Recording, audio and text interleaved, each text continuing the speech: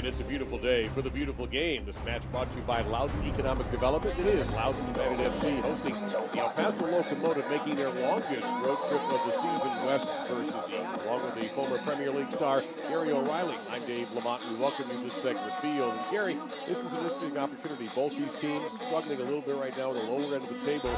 They see this as a chance to get well, but Loudoun's going to go to the inexperienced Joseph Rice in between the irons. Yep, Zamudio's gone up to his parent club and he played particularly well last week. The worrying thing is that he had to play particularly well to try and get a chance even of keeping his team in the game.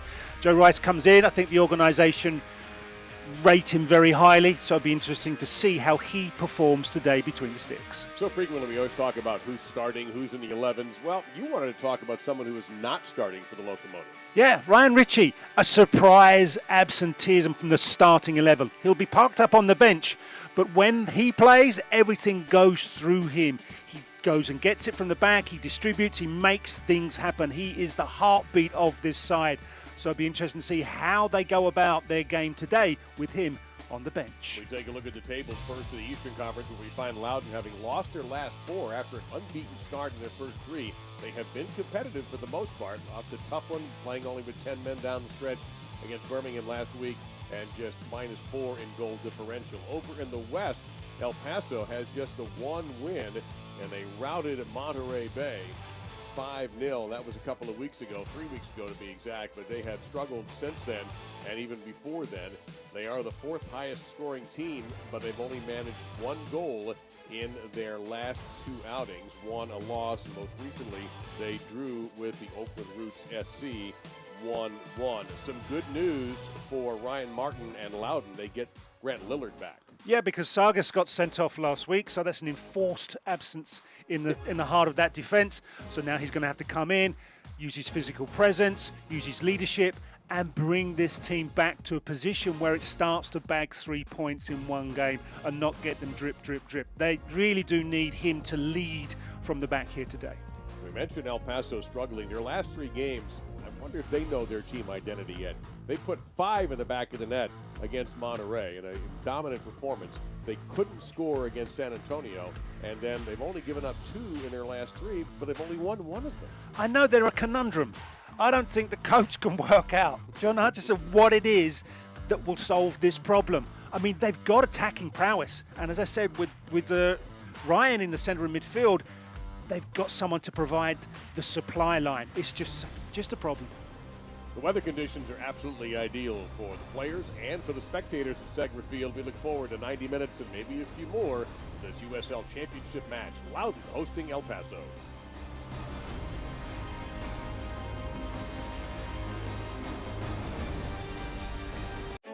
This is business today. Fast, unpredictable, always changing. Shifting trends and technologies are pushing aside old rules. The unexpected is the new normal. At Segra, we'll help you navigate a complex future with state-of-the-art voice, internet, and data protection solutions. We know you have dreams, and we see your potential. Segra, freedom to grow.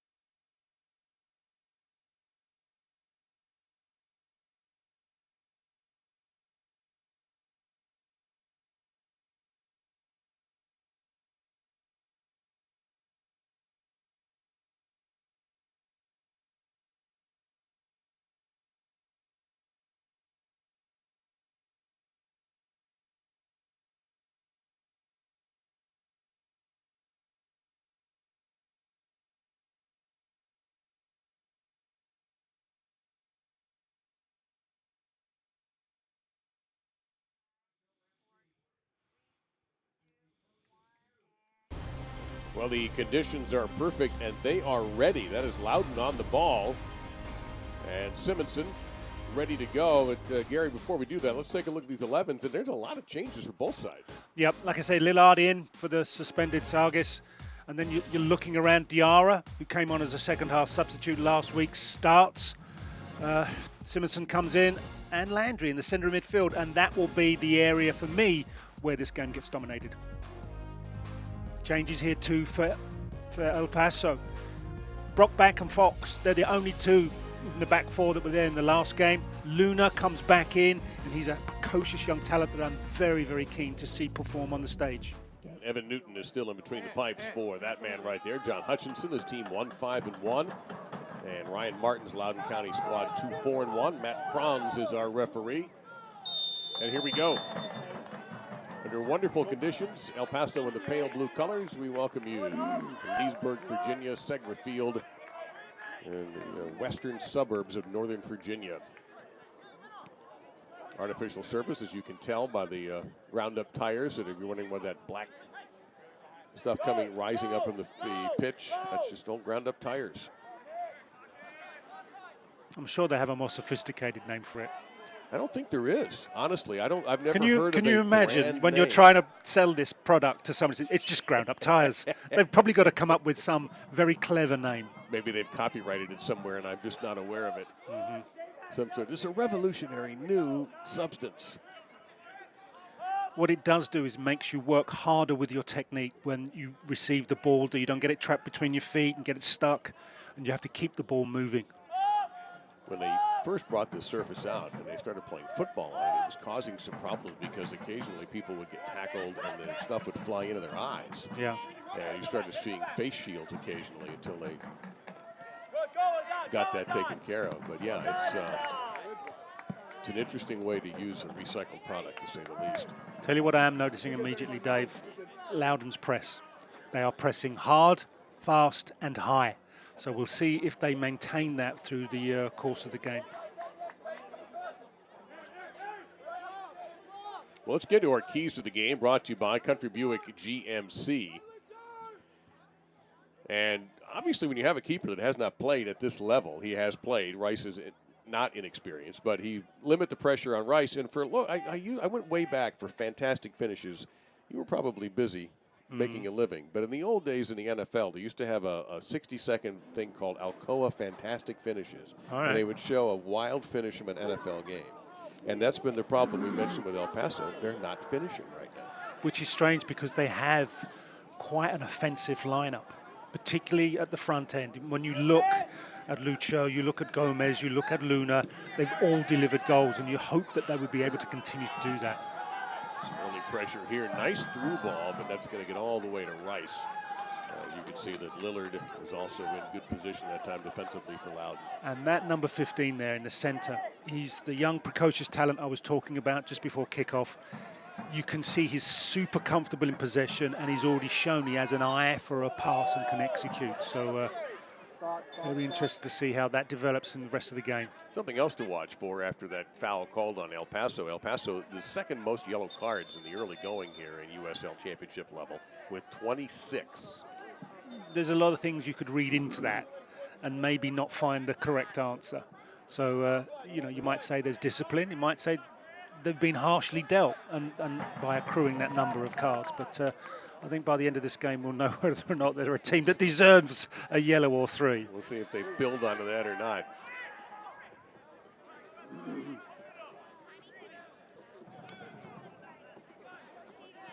Mentioned the bad pass turned over. And man, Gadari is going to possibly regret that. That was a terrible turnover by the Locomotive, and Gadari just could not take advantage of it. Oh, it was a gift, but it just seemed to bobble just before he strikes it, and then that happens, you can't help it, you get under the ball. And then it's sailing off into the bleachers. There's Evan Newton. It was not a chance he was counting on having to worry about a few seconds earlier, but someone lost their focus just long enough to turn it over. And Newton very aggressively going after that. He had no choice with Loudoun charging after him. Newton's not worried about holding on to the ball, is he? He wants to get that ball out there very, very quickly and start an attack. It's something Loudoun have got to be mindful of, because there were players with their back turned and that came through. Coach won't like that. He's only hoping it only has to happen once before he gets everybody's attention.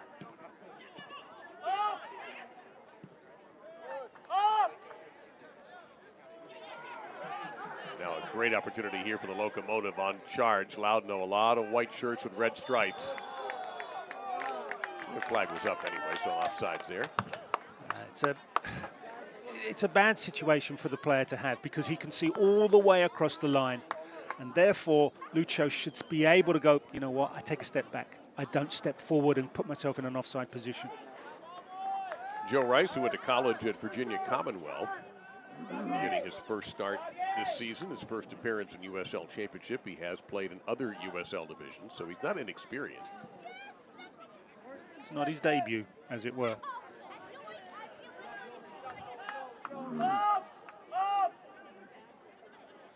That is the, I'm not sure where the ball, but there's the ball boy. I was wondering where he was at. He's hiding. But he may not be very tall. He's hiding behind the sign somewhere. Yes, go, go. And again, quick distribution by Evan Newton.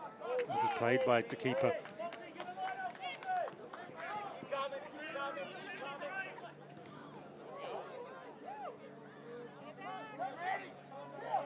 Threatening run here early by El Paso. Mares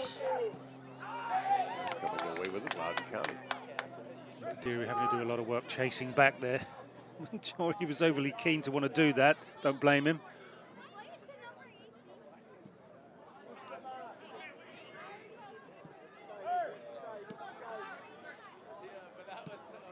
Jacob Green, number 3. Look out there. Didn't get anything on that at all. Looked like his foot almost got caught in that turf.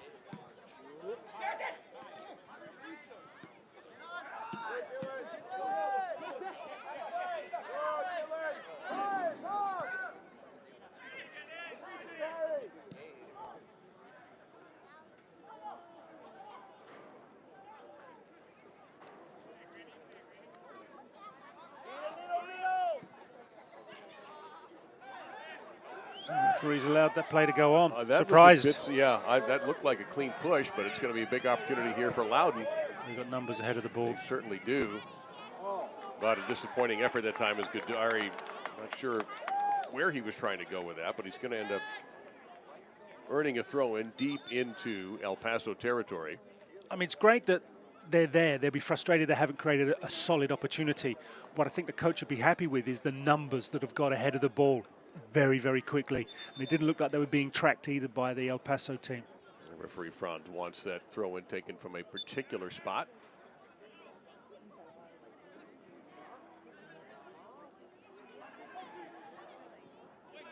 Centering pass, clumsily cleared, open net temporarily. Look at the keeper playing defense. That shot is going to be struck wide and deflected off of a Loudoun player, and out of all of that, it's going to be a goal kick. I thought the opportunity came and went for a goal-scoring chance. When it comes in here, you can see Diarra doesn't react quickly. I'd have expected him to pivot quickly and take a snapshot. Didn't happen and fizzles out. I wonder if he knew who was marking it at first. Because if you know who that is, you turn and fire, no? I think you turn and fire anyway, regardless of who you think is around you. You're in the 6-yard box. The time speeds up. You think you've got an opportunity, and that window shuts so rapidly. And it did that time, so El Paso really surviving. And a couple of mistakes that have gone against them so far. That's going to be a harmless switch out of play. Just not the quality you want on the final ball across the face of the goal.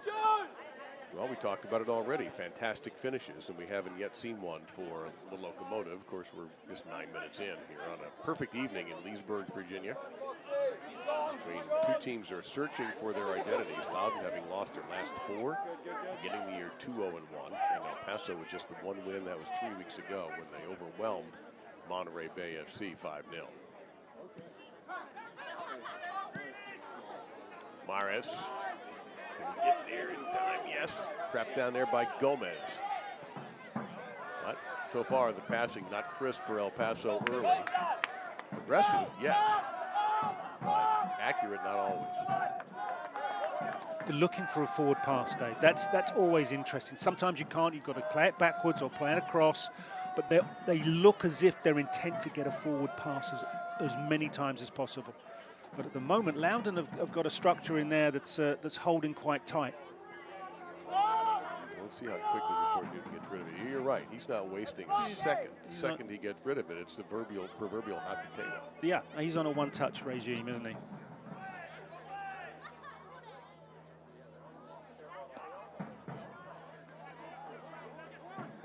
Ooh, just caught his ankle. Yeah, he knew it, did Lucho. Taking down Diarra.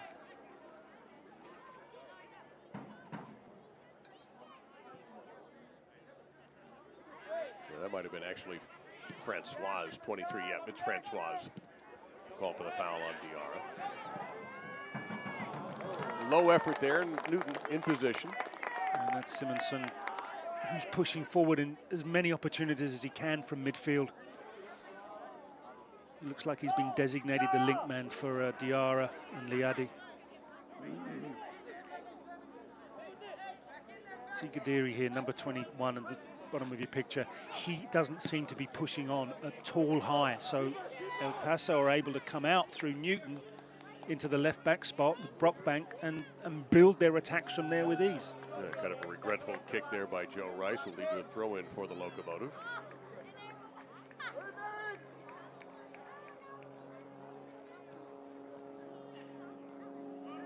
Another throw in coming up. That time, like Green might have gotten that, or Lillard, correction, number 5. Lucho there just trying to set Francois in behind that Loudoun defense. You can see that that's the intention to release the winger as early as possible.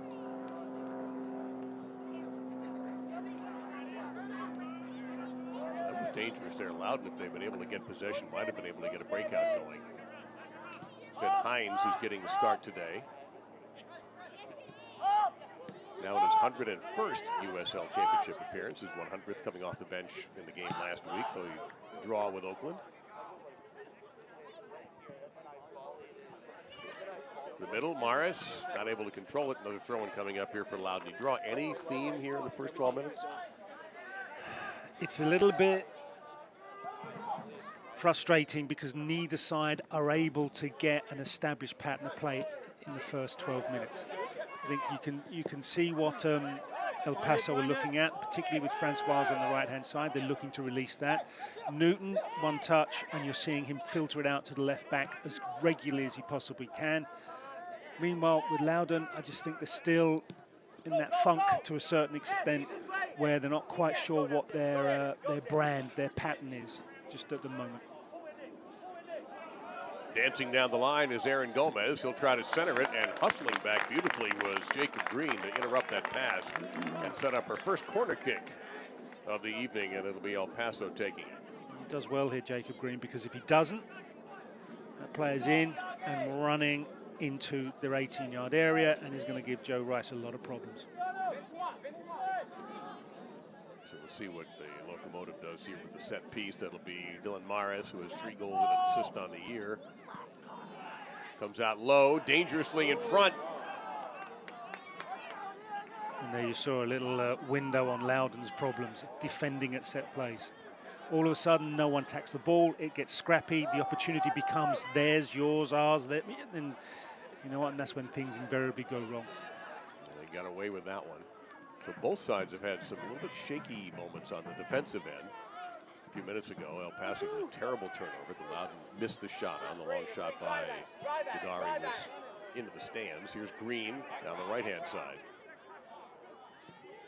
Oh, it's too easy to give away there. Trying to get it to Simonson, but never got there. I don't know what he didn't see. We got a good look at a foul there by Gadari. Give him space, come on, come on. Give him a little bit, give him a little bit.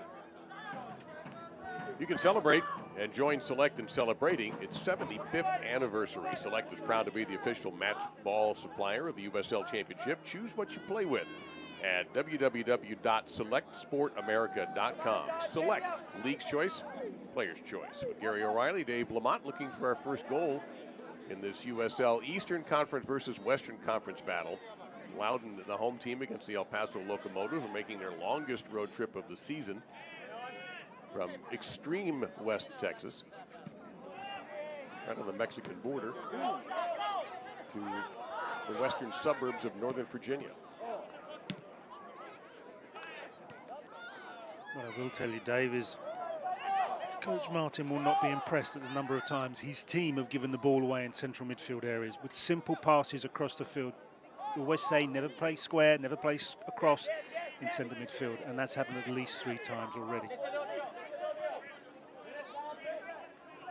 Diego Luna is the other leading scorer for this El Paso team. He and Mares, Luna has 1 goal, I should say. It's Gomez and Mares with 3 each, but Luna's a dangerous player as well. And we've marked him as a man to watch. He's on the ball now and apparently fouled. You can see with Luna there just to the left of your shot. Very tidy, very neat, very good first touch and control. Manipulates the ball particularly well. Got a little kick in there. I've seen them given, I've seen them not. That didn't seem, I don't know. No, not that bad a deal. Landry took it well, too. Didn't oversell it. Now Gadari again. Oh, a beautiful ball through, but swept away before the shot could be taken. And an opportunity here for, I'm not sure if that's going to be a throw-in or a corner kick. Diarra was the recipient of a very fine pass. It's great movement ahead of the ball, but Gadari's pass and vision and pass were excellent. It'll be a throw-in from deep from Jacob Green. Goes short with it. Will he get it back? Yes, he will. Sammy Gadari.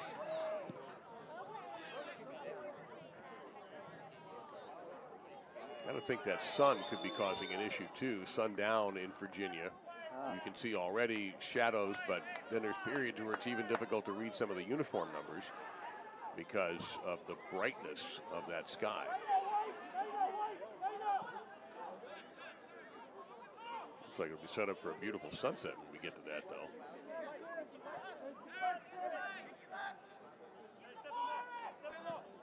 See here in Gomez at the bottom of your screen, working on his shoes.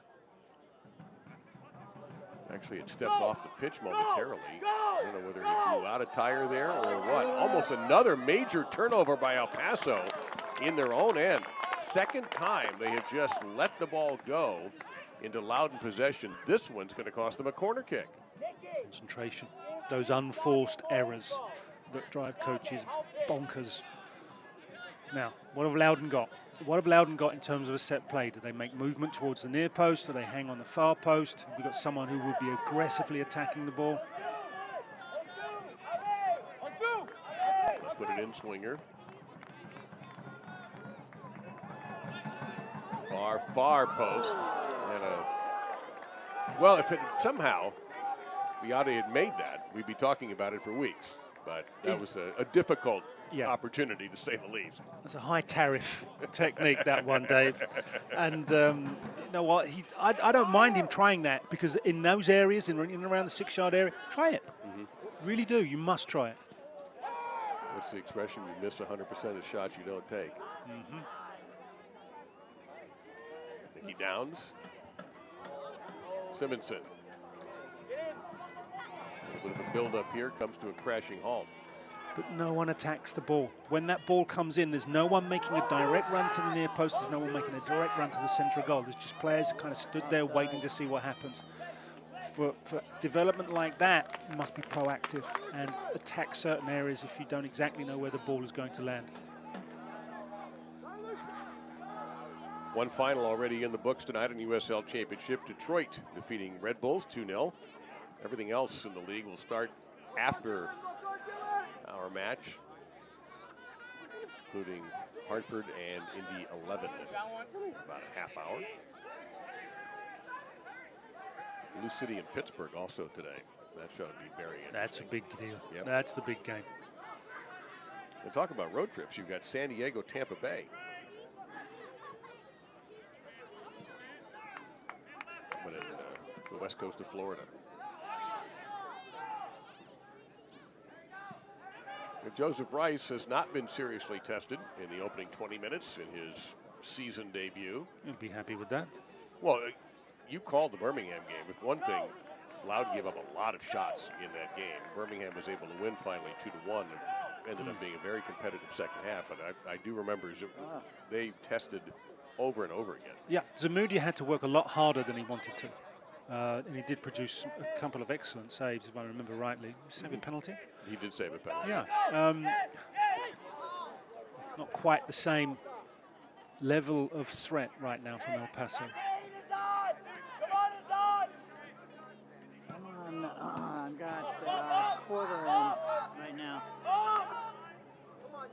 So you could do, there's caught between pushing on high and holding the shape and position on this right-hand side for Loudoun. So he's not closing the ball down, he's just holding, he's holding. That's a directive from his coach to keep the shape. Up the middle, Luna. Francois trying to get around, a very, very good job of marking. But it's going to earn a corner kick, second one coming up. And we're starting to see that the Christian Francois is becoming a little more dangerous as the match continues.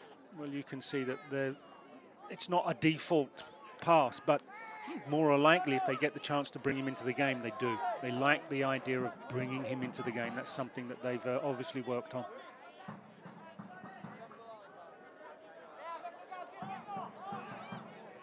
Header is missed. Maybe a counterattack. That was a free header as well. So this is very nice.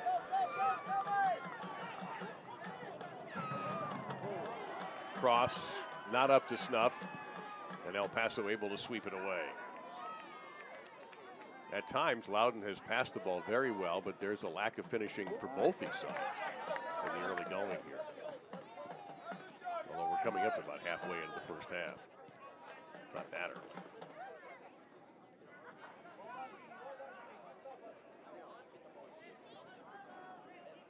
Got room, and he'll get it to Green. Green's got Sammy on his right, and just a little bit of lock of control. I don't know why he wouldn't have passed it there.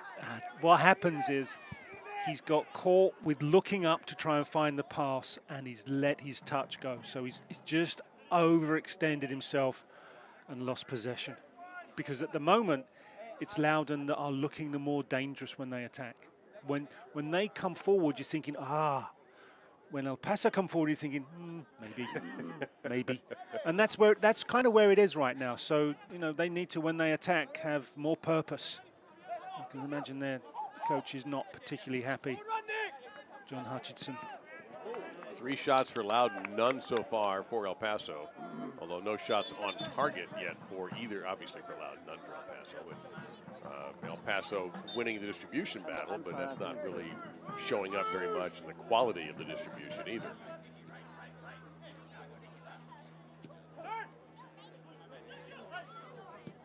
Simonson harassing that pass, but they are able to get it off to Francois. A perfect pass right to his toes. Here's this battle again, and once again, Francois cannot get it around the defense. It's good. It's good one-to-one defending. And Rice gets involved. He'll feel confident now. Come out, first time he's been asked to do anything. Commands his area. Just what you want from your goalkeeper.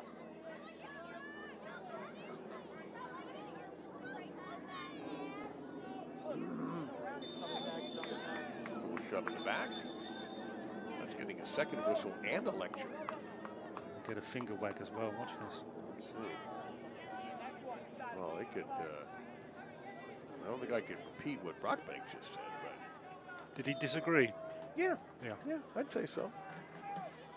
He said it on the way away from the referee when he said it, but yeah, there was a little bit of what you would call dissent. That's a classic.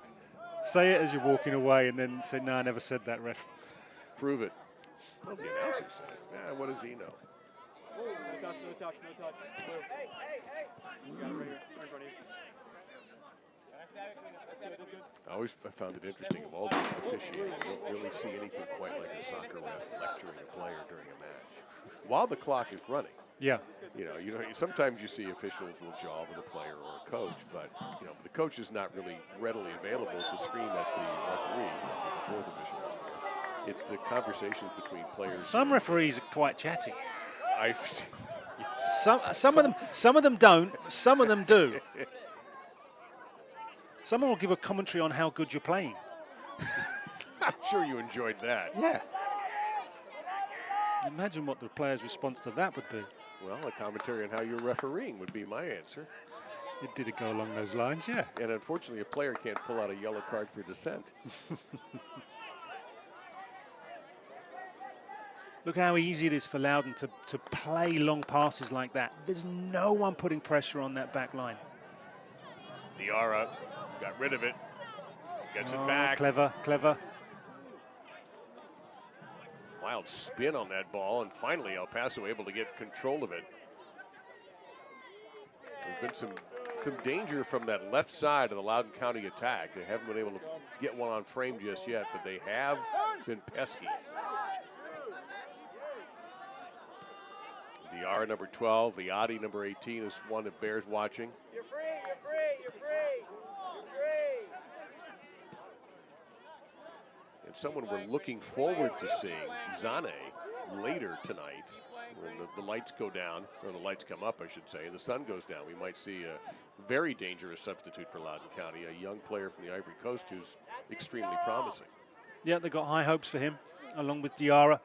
So we'll see if he gets introduced, as well as Tyler Freeman, young striker they brought in from Sporting Kansas. All right, this one's got potential. Can he drop it off? Simonson. Shot block. Oh, they're calling for the hand. Yes. The referee pointing to the spot, and we're going to have, off of a handball, an opportunity for Loudoun County to take the lead. Wasn't sure if Sammy there, Guadira, would take the strike because it's on his less favoured right foot. But here this angle will show. Hands up. It's away from the body. There's no option now but for the referee to call for this. Banner there with the trailing arms. 100% the correct call. Yellow card issued in the 27th And minute. a yellow card as El Paso well. Locomotives number 27th 13 for El Paso. Matt Boehner. And a chance here for Loudoun County. So what's Newton got? Going to do a number on this. It'll be Sammy Kudari. Left footer might go to the goalkeeper's left. Oh, he went behind him. Newton was thinking along with you, but it is Kudari. And Loudoun takes a 1-0 lead. Tucked in beautifully.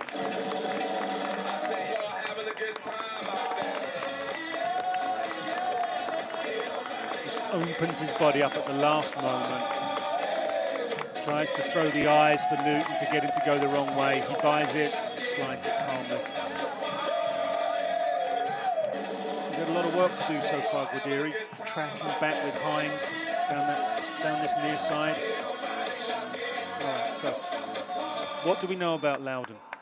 They haven't won many games, not recently. Nope, not so they recently. don't have a winning habit. You're wondering now, are they going to have the ability to manage the game, take another goal lead, and then keep El Paso out of the conversation? Or are they going to allow El Paso in? Let's see how this pans out. The last win was against Red Bulls, March 19th. Oh, it's ancient history, Dave. It is.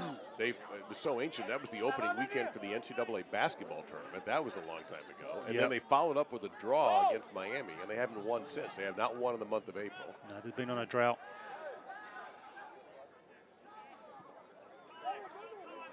See there, look, Lucho. He's chasing and pushing Lillard down, but he's doing it on his own. In the end, he's just going to say, I'm fed up with this. I'm chasing and chasing and chasing. Everyone else is looking at me, and they're just passing around me. So if El Paso are going to work a press, it has to be as a group, not as an individual. It's Good physical, aggressive play. Touching the net is Liati.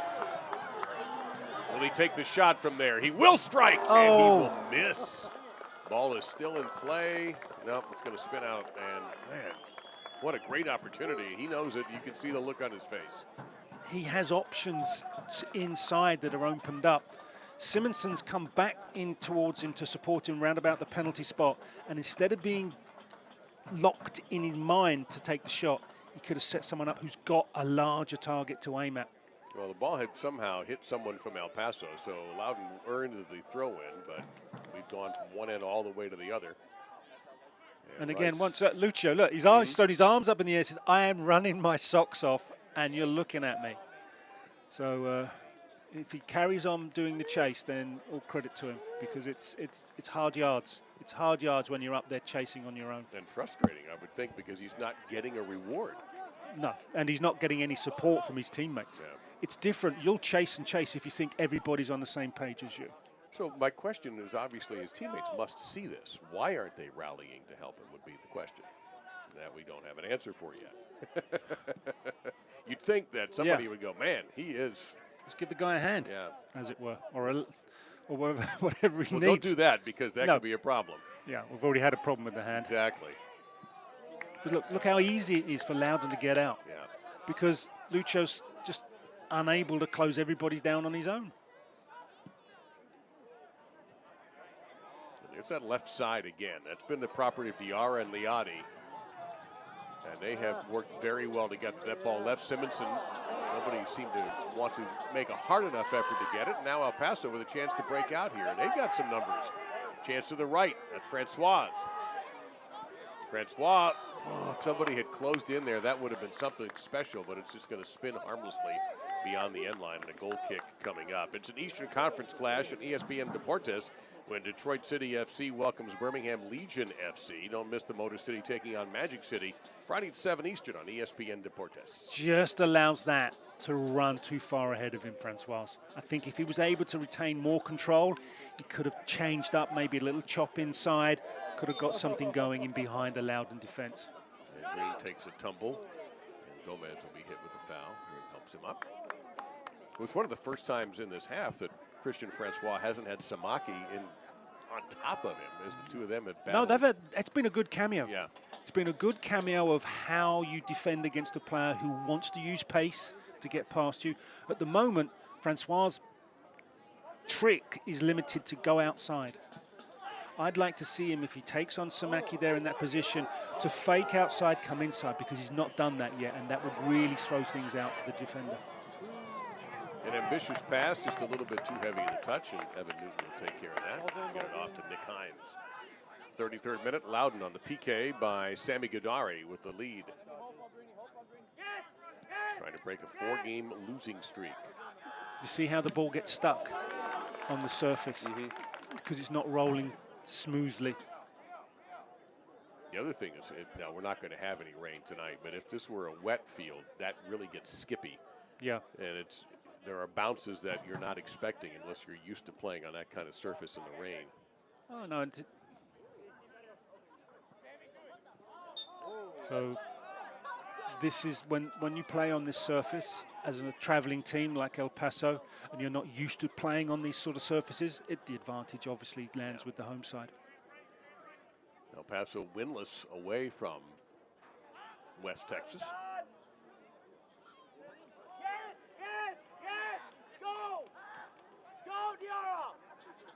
Now you're seeing a lot of white and red pressing. Yeah, look, they're trying really hard to test the technique of the El Paso players and put a very high press on.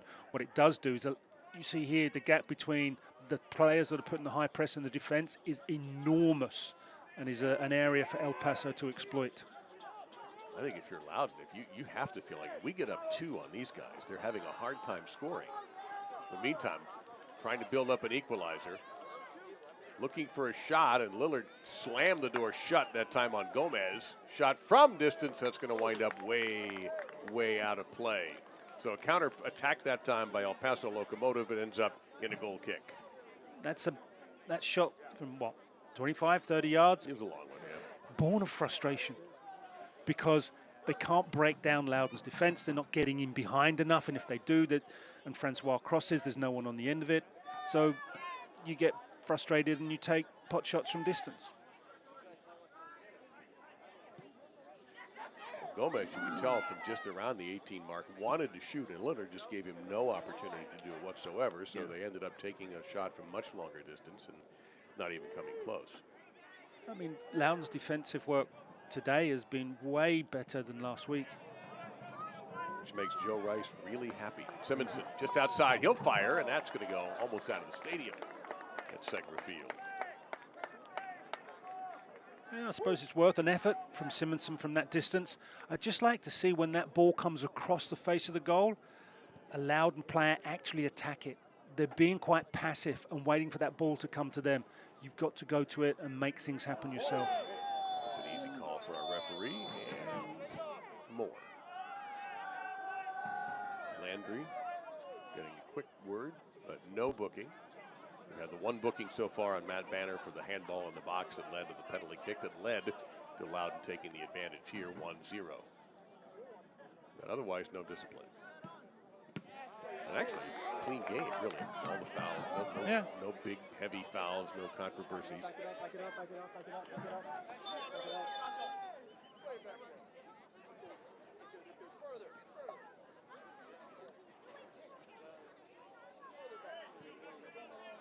Shadows beginning to overtake now about a third of the pitch in Leesburg. Hines. A little chance there for Lucho, and there's a shot that's going to be blocked and driven out of bounds, and a corner kick coming up. The shot from Dylan Maris, one of the people you look to if you're El Paso to score. And it looks like he'll be the one taking this kick. They've got corners, El Paso, but they've not really managed to get anything decisive from them. This is number 3. Yeah.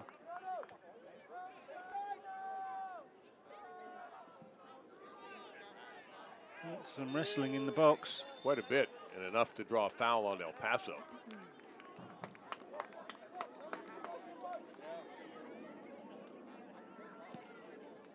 Rice thoroughly backing up the referee's decision there. You wonder when you do that whether the player's being sarcastic or he's actually I think he's serious. actually serious. Yeah, well, I think he sees there's a grab coming. Yeah, look. Oh, there's a grab, all right. That is, oh, wow. Lucho got very physical. Of course, he was being held at the time. So this is a difficult one for the referee. He may not have seen the initial hold by the Loudoun player, but he sees the very physical action of Lucio, and that's what he draws his attention to. Yep. So it's usually the retaliator that gets hit. For a second, I thought we were going to have a college wrestling 2-point takedown. Francois, and he and Samaki just bosom buddies right now. They can't get rid of each other. And Francois may have been clipped, but the referee calling nothing on that one.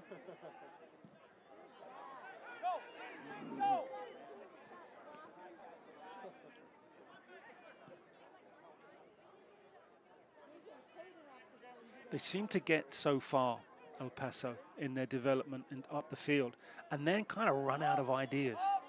You know, whether Lucio gassed and got no more movement left in him from chasing down Loudoun defenders, or whether or not that just the movement isn't there. I mean, look at him here. He's deep on the left-hand side. Now he's breaking to try and make something happen. I mean, he's not finding possession coming to him, so he's going to look for it. I mean, I admire a player who does that, but it's particularly frustrating for him.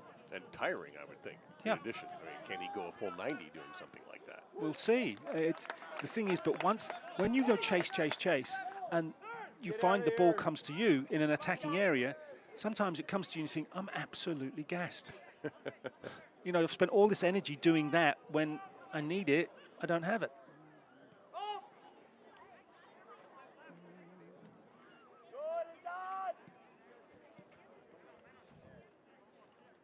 See Loudoun quite happy for El Paso to have possession around there. I mean, I think Landry's going to find himself in the book for this. Yeah, you're absolutely right.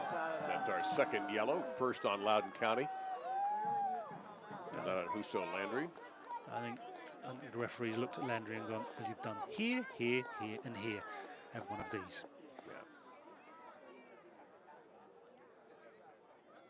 Landry's not really complaining. A yellow card has been issued in the 39th minute to Loudoun United's number 19, Landry Busu. In the meantime, can El Paso find an organized build-up and finish? We call that a key to the game for them. It would be to finish better than they have been lately. And a little skipper, that's an easy ball for Joe Rice to take. Not a big threat that time from Hines' left foot. It was neither a cross nor a shot, but it'll go down as a shot on target. But it's like you've crossed from that deep.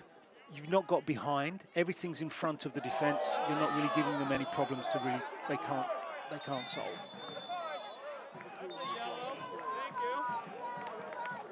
Well, another conversation between Brockbank and Matt Franz, and Brockbank wanted to make it a long-distance conversation. The referee he's has got a card in his hand. Yeah, I think he's had it with Brockbank's.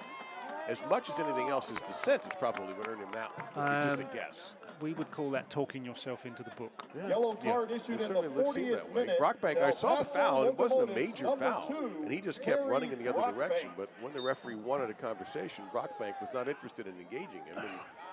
The referee wanted Brockbank to come to him, and the player wasn't interested, so the referee went, I've got just what you need.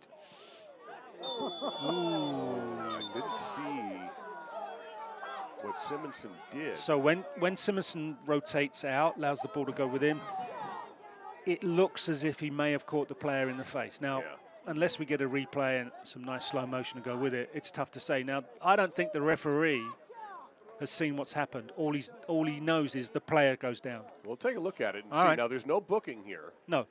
This might have So just watch when it comes in. elbow up. Yeah. What he does is he backs into it, and that elbow goes in. That left elbow is what catches the player. So, yeah, okay. Now, are you okay with no card there? Depends. If it's my chin and it hurts a lot, no, I won't be happy. What if it's your elbow and it doesn't hurt? I don't know if the referee did not see that. So this is it. Yeah. The referee's in a blind spot as far as that incident's concerned. So he can't tell, because it's the left arm of Simonson that catches as he rotates, whether or not something happened. All he knows is the player went down. So as I said, it's a difficult one for the referee. Yeah.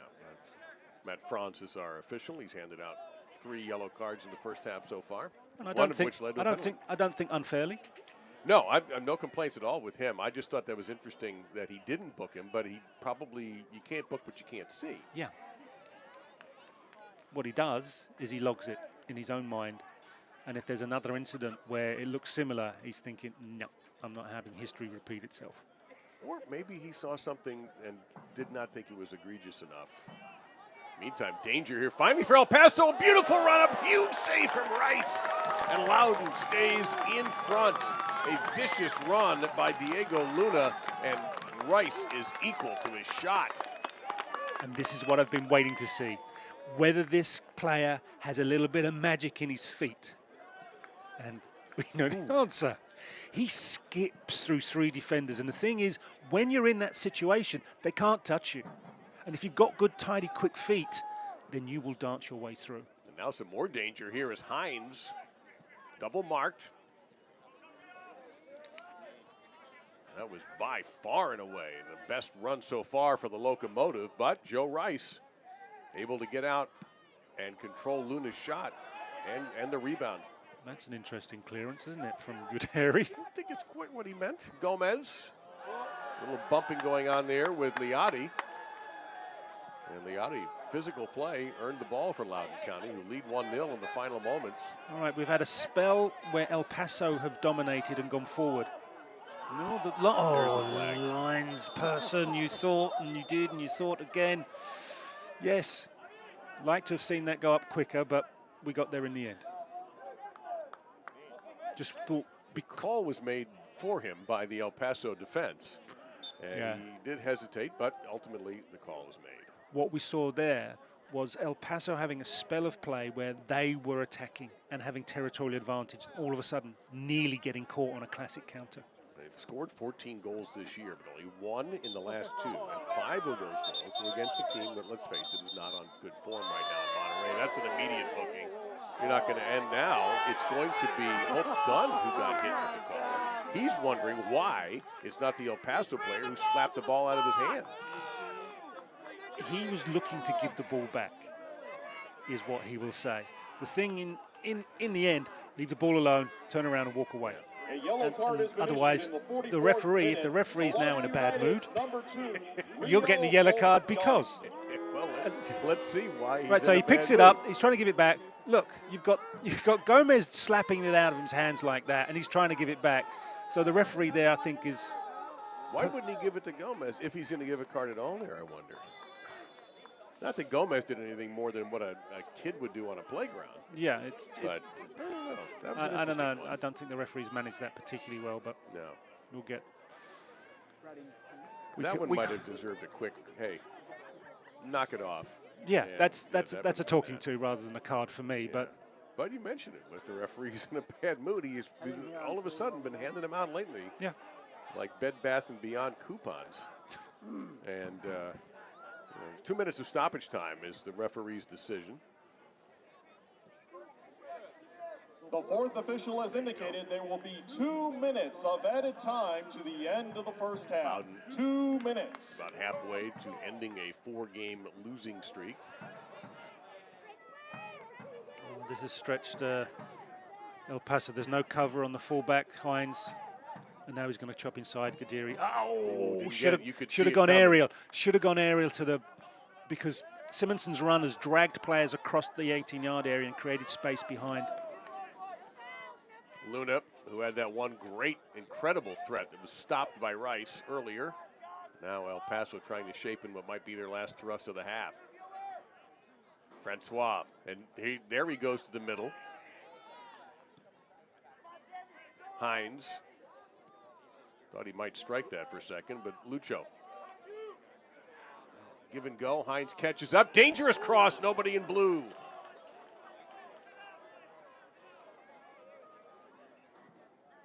They saved the throw in. That brought Matt Banner all the way up. As El Paso pushing forward here in the final minute or so before they lose possession.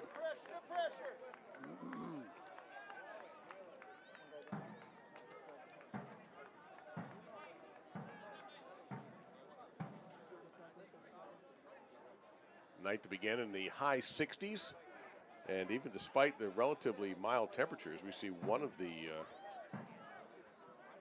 Loudoun County players stretching out a little bit, possibly cramping. Yeah, that was Landry, who was just stretching.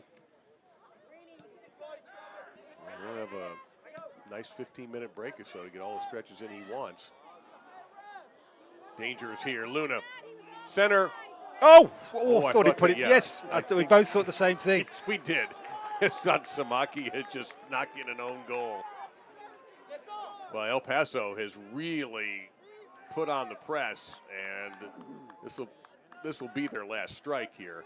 But right now, they've become a very dangerous team in the final couple of moments.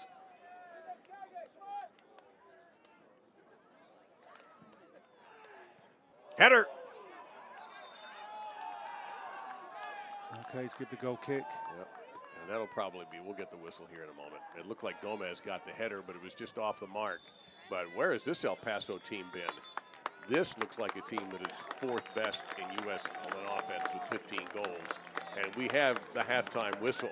Loudoun County getting the PK from Sammy Gennari on the handball by Matt Banner in the penalty area. And there is Sammy. He has the Loudoun County advantage, but the last few minutes El Paso has put on enormous pressure on goaltender Joe Rice in his first start this season, and he has been equal to the task so far. 1-0, Loudoun County in front over El Paso Locomotive. Halftime is business next. communications partner of LUFC. Segra provides technology solutions.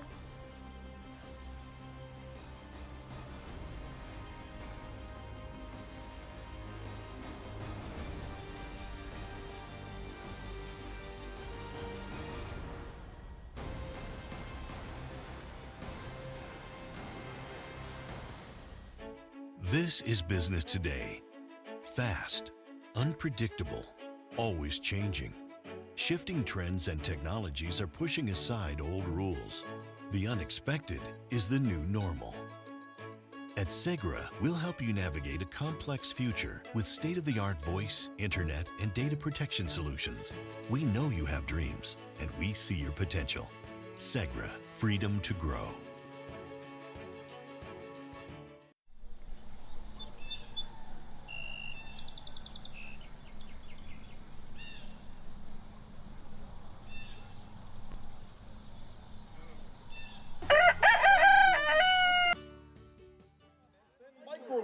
There you see our score at the break. That is not the next opponent for Loudoun United, just so you know. Okay, glad you cleared that up. Yes, I did clear that up. It's an interesting looking bunch. I'm not sure what the team chemistry is going to be like, but no, Loudoun will not be taking them on next.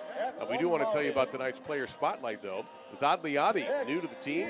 Zad joins Loudoun from South Georgia Tormenta FC, where he scored 7 goals and recorded 5 assists in 27 appearances, 24 of them starts out of Sterling Heights, Michigan. He's a messy man, and he's a Rice guy as well, and he wants to go to Greece. There you go. Have not been. Yeah, great place to go. I'd love it. Okay, and I must admit, I've got to catch up on Rod Wave. You and me both. But you know what? He's 23. Neither one of us may be 23. So that's how it goes. Yes. Let's take a look at the schedule for Loudoun and see what's coming up. They'll be going into Hartford on May 7th and on the road again with Detroit.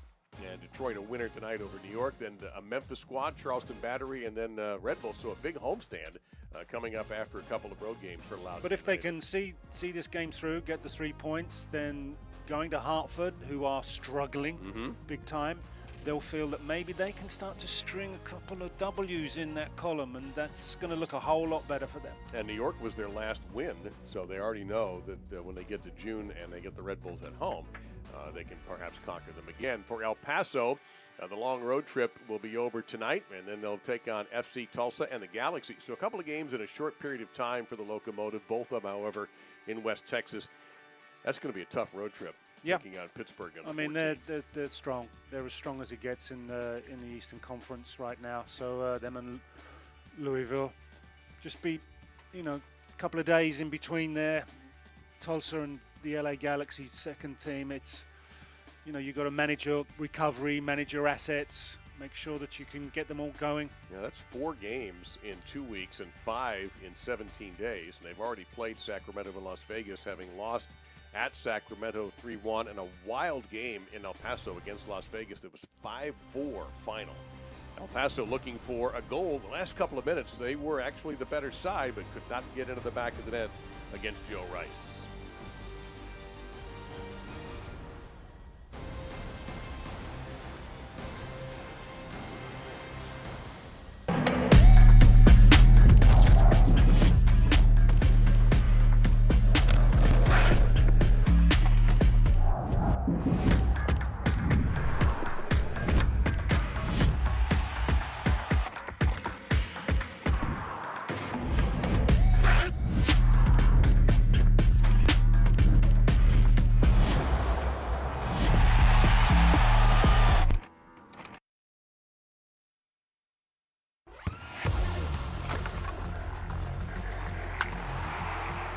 We all have goals. But let's be honest. Most of us aren't going to be professional athletes. But if your goal is to finish your degree, we can help. Come to a university that puts your goals first. Bellevue University, your partner in finishing goals. And it's all turning up goals. Oh, the audacity! Early fireworks at Wild Horse Pass. Welcome to Tampa Bay. And he drills it! Wow! What a goal!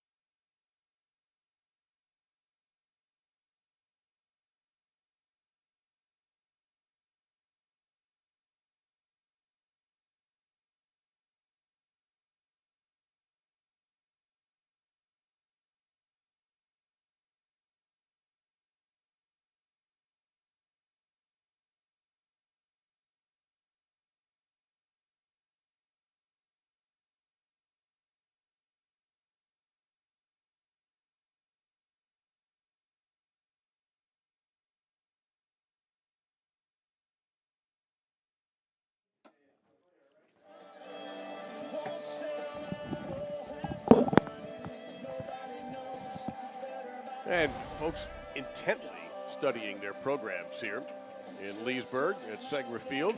Second half about to begin with Loudoun United and El Paso Locomotive. Let's take a look, Gary, around USL. And Lou City, big match against Pittsburgh tonight. Unbeaten so far in the league. Yeah, two teams that have dominated the Eastern Conference for some time, and when they come head-to-head, it's always an interesting 90 minutes of football. You just saw Diop play for Birmingham against Loudoun, and he has now been traded to Detroit City FC. Detroit a winner today, 2-0. Yeah, so maybe he's been on the score sheet. It's an opportunity for him. Well, we know he likes to shoot. We do. We found that out in watching that match. He was hyper-aggressive coming off the bench, and you see the result. And you see the matches still to come tonight. Rowdies and San Diego Loyal, Memphis and Miami FC, and Rio Grande Valley FC taking on Orange County. That will be 8:30 Eastern tonight.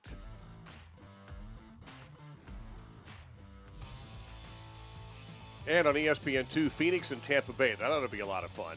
Yep. June 4th, ESPN Deportes will have Orange County SC, New Mexico United, Monterey Bay, San Antonio FC. ESPN Deportes on the 11th. On ESPN2, you'll watch Diop, perhaps, against El Paso Locomotive. Yeah, some interesting games. Phoenix and Tampa. Now, that is a matchup that will attract a lot of attention.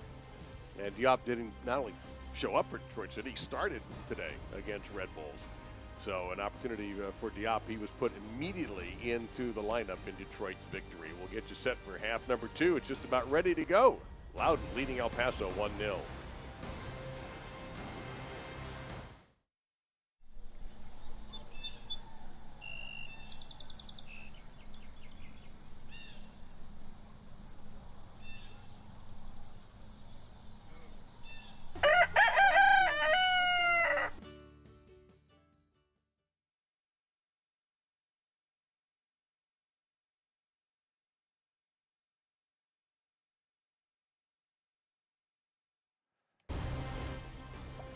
So the players have returned to the pitch. You see Loudoun United on the penalty kick by Gadari with the advantage over El Paso Locomotive with Gary O'Reilly, Dave Lamont, and Gary the highlights. And early on, neither team really a force on the offensive end. Although in the 4th minute, we did have a terrible mistake by El Paso. Yeah, they were giving the ball away easily and frequently, and this shot from Gadira was way off target. They're just two teams that weren't overly confident, and you could see that in the early stages of the first half. There's a tip from Diarra that should have really been taken, an opportunity taken much sooner, considering he's dragged out the goalkeeper Newton. In the 23rd minute, however, is where we had this opportunity here from Francoise, and El Paso making itself known finally. Yeah, and keeper Joe Rice there coming in, and that was his first thing he had to deal with in the game. And you're 23 minutes in, that's not really ideal. This is the moment that's changed the match so far. Gadari, and you could clearly see the handball by Matt Banner. Yeah, there was no argument from me as far as that being a penalty, and it was calmly placed by Gadiri, natural left footer, sending the keeper the wrong way, as you can see. He tucked it inside, and yeah, Ryan Martin pretty happy about that, and why not? His team trying to break a 4-game losing streak. But then El Paso, Gary, in the last few minutes, got really dangerous. Yeah, and it's this young player, the teenager, Diego Luna. He's got very tidy footwork and balance, and he just slices through that Loudoun defense. To be on top form, Joe Rice. See the numbers, and for a while, it was 0-0 in shots. Then for a while, El Paso didn't have a shot. They finally got going. They've owned the possession since the first whistle. And a lot of bookings in the last, starting from that 26th minute when we saw the handball on Banner, which he was booked for. We had 3 additional bookings after that from our referee, Matt Franz. There you just saw a good look at Sammy Gadari shielding his eyes from the sun.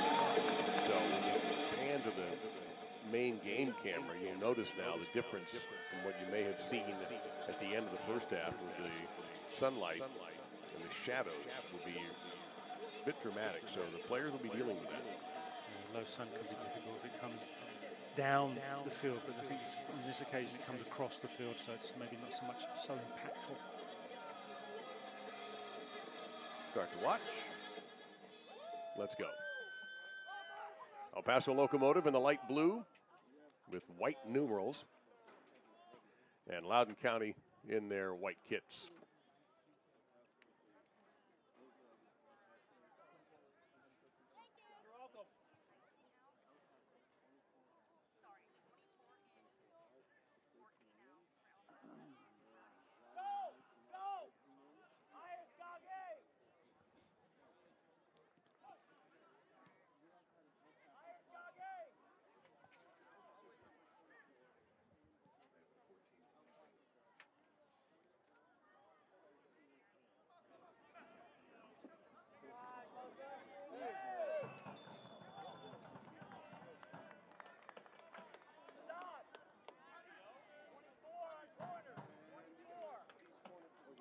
So some changes made by the managers.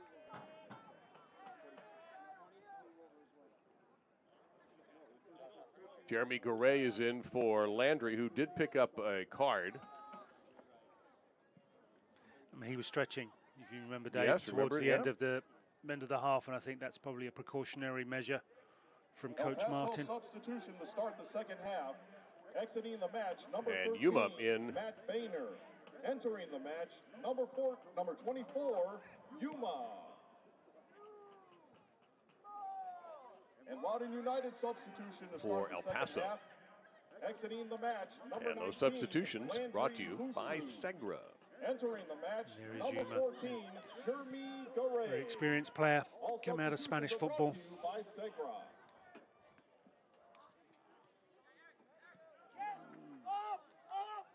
Now you see the sunshine just about gone.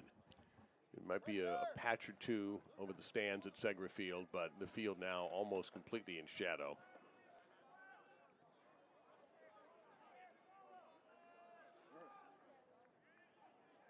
And El Paso, they were very dangerous in the final few moments. Got a good attack. Joe Rice came up with the save we showed you a few moments ago from Diego on an attack by Diego Luna, who performed very well. That's a handball. Yes. Yeah, that has to be called, even if it's inadvertent, but still. I just wonder whether El Paso will push Luna a little bit more further forward. We saw that little dribbly run, mazy run he had at the end of the first half. If you can replicate that more and more and more, the chances are you'll get the goals you're looking for. So no booking on that handball. It'll be Maris or perhaps Eric Calvillo who will handle the kick. Looks like it'll be Dylan.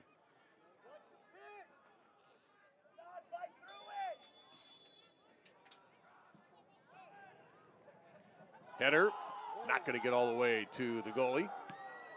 The referee had a look at Simonson there, was thinking about a handball, but hits him in the midriff by the looks of things. Well, good interception that time. That is Hines, who's been all around the ball for El Paso. Takes a hard foul there from Nicky Downs. And that is a yellow card, our 5th of the match. It's a full-blooded challenge.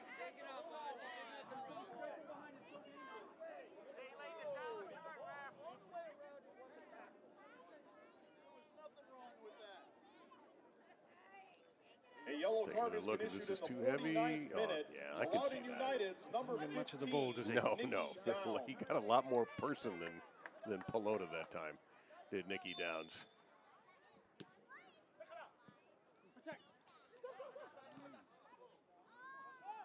Got a good look there at number 24, Yuma.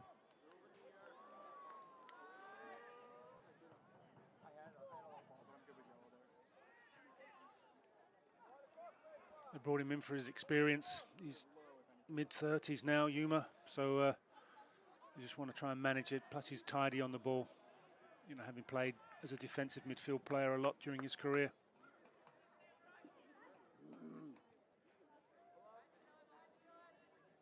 Yep, Banner is the player taken out.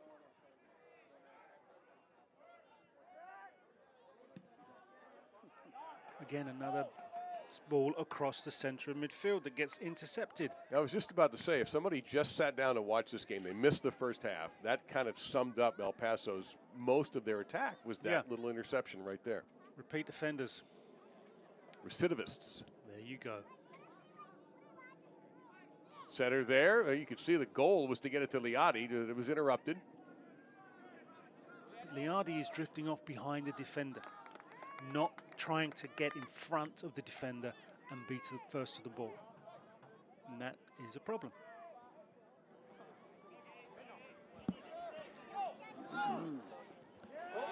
Stolen by Liati. Just picked his pocket. Pass here for Simonson. Not completely cleared out of the way. And finally, El Paso able to sweep things out of danger, but not completely out.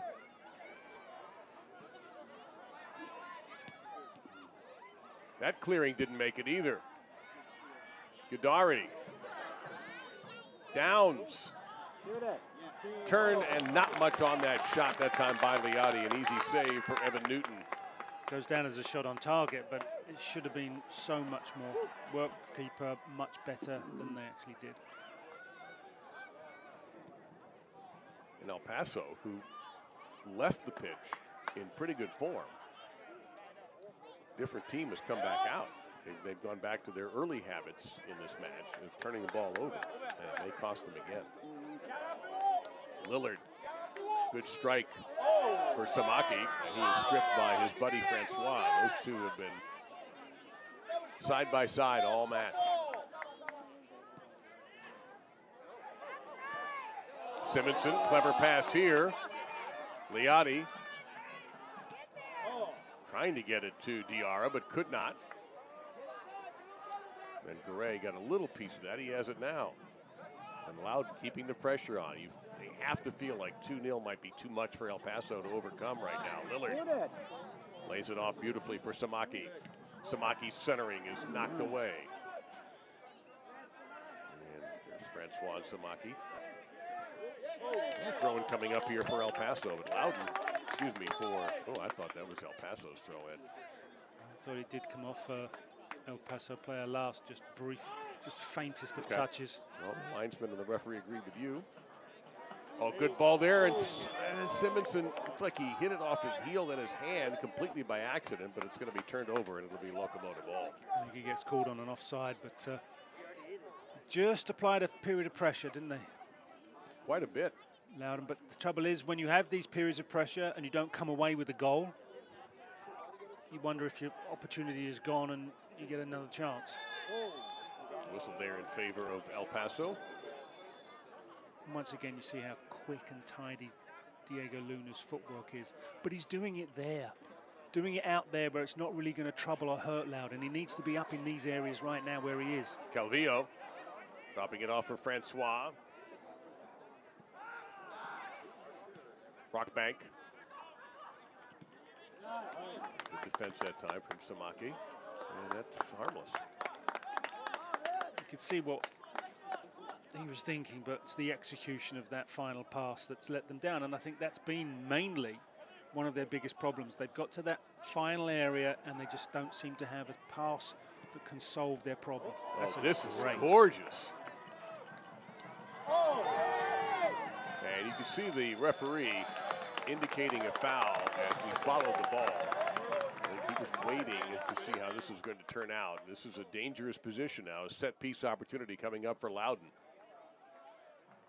I think the defender's going to claim that the player just tripped up himself. It was a beautiful pass in. As he spins off there, it's Fox who just seems to clip his ankles, and he's not trying to foul him, but invariably there's contact because he cuts across the defender, takes a tumble. So now we have to see. Loudoun have looked more assertive in this game than they did last week against Birmingham, but we need to see if they've got a set play that can give them the added dimension of another lead. Maybe it's Gadiri again. This might suit a left footer. We've got Garay standing around, so you got your choice, Gadiri or Garay, left or right? It'll be left. Nope. Always rising. It shouldn't be difficult, but it is. It's difficult to get that ball up and down and on target in what is ostensibly a short space. The distance isn't that great to actually execute all of that. And when you see players that do it regularly, you have to admire that talent. First time we've mentioned Joe Rice's name as he briefly appears in your screen before disappearing. Joe Rice getting his first start of the season with Zamari up at the parent club, DC United. And Joe Rice has made one very good save. Very, very good save, as a matter of fact, on Diego Luna. And that's all he's been really asked to do so far. And that's a problem for El Paso. You've got a goalkeeper in there who's making his first start of the season, yet you've not asked enough questions of him. What a tackle there by Liadi.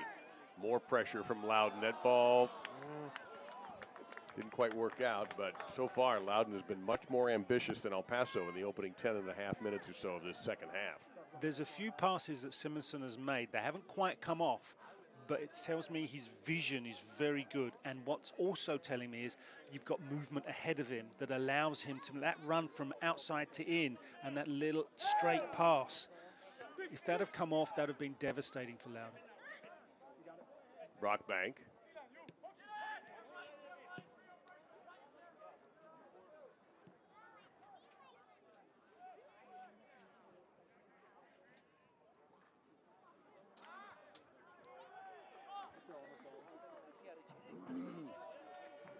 Apparently El Paso is loading up on substitutions here as we approach minute number 57. We'll try to get them all to you.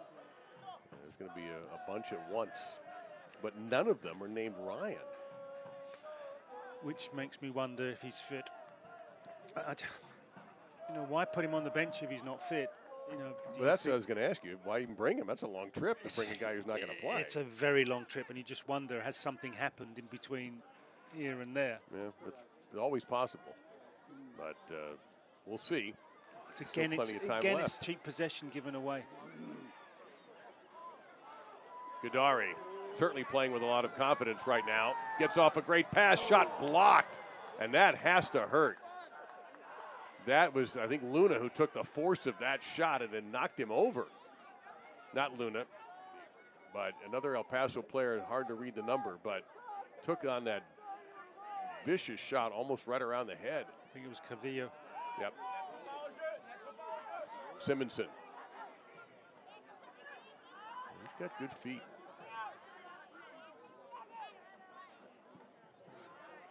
And immediately does that. Commentator's curse, Dave. Yep, and I thought there was no such thing.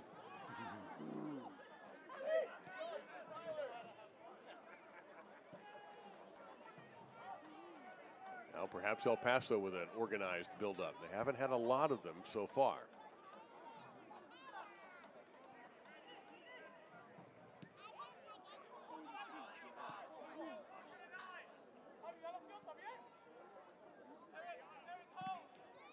See, once again, Francois looking just to go outside. He's not doing anything different to disrupt that defender. I think only one time have we seen him cut in the middle. He doesn't like cutting in the middle because that puts him on his weaker left foot. We've got Simonson down for Loudoun County. Referee letting play continue. Good pass with the heels. A lot of traffic, a lot of bodies, and no shot at all. And Simonson has gotten back up and is running free. Oh, good turn. He just rolls Yuma. He's off and away. Liadi now should have made more of that by going forward.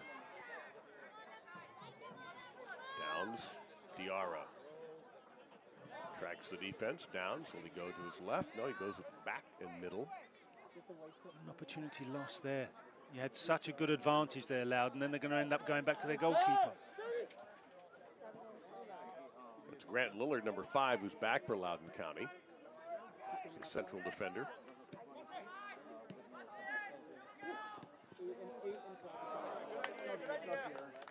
And then basically nothing just happened there. It fizzles out, doesn't it? It really did. That's like watching a sparkler in its last embers, and it just goes poof. Don't miss a minute of the action in 2020. Oh, let's get those suds in before we continue with this read, because we mentioned there's going to be a bunch of them. Borelli, we just saw come on to the match. Chapa and Takarius all coming in.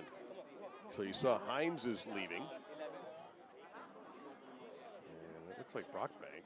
Yep, Brockbank is checked out. Chapa will come in for him.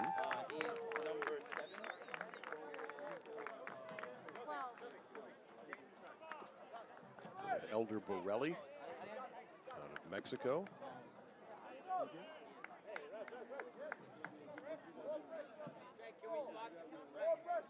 And Siobhan John Brown is also into the match. Zane's coming on for Loudoun. El Paso Locomotive substitutions in the 60th minute. Oh, yes. Exiting the match, number So 2, Herrera Harry Brockbank. for Number Brock. 23, Cristiano Francois. And number 31, Nick Hines. Zane, Entering the we've been match, looking for him. number 5, Yeah, he's on for Adair Diarra. Borelli. Number 17, Ricardo Zacharias. One more for And number Paso. 20, Luis Chapa Herrera. John Brown is in for. Loudoun United substitution in the 60th minute. Exiting the match, number 8, Now Stage Simonson is out and Tyler Freeman and is number 12, Sumana Diarra. My goodness. Entering the match, They're doing number it on purpose, 7, Dave, Abdul Zaneh, and to, number annoy 11, us. Well, our friends Tyler at Segra Freeman. are getting All their money substitutions are brought to you sponsoring by our Segra. substitutions tonight. They do. And they were all brought to you by Segra.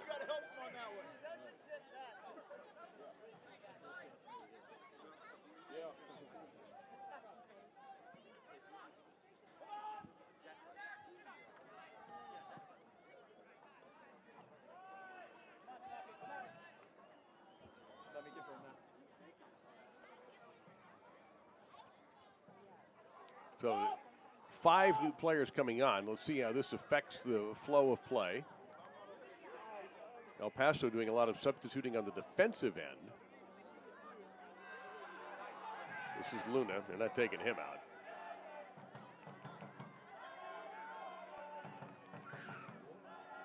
Green gets the head on it. There's a rip, and you kind of sense that's exactly what was going to happen with that long distance shot. But it was just sort of sitting there. I'll be honest, I can't completely blame Cavillo for taking a run at that.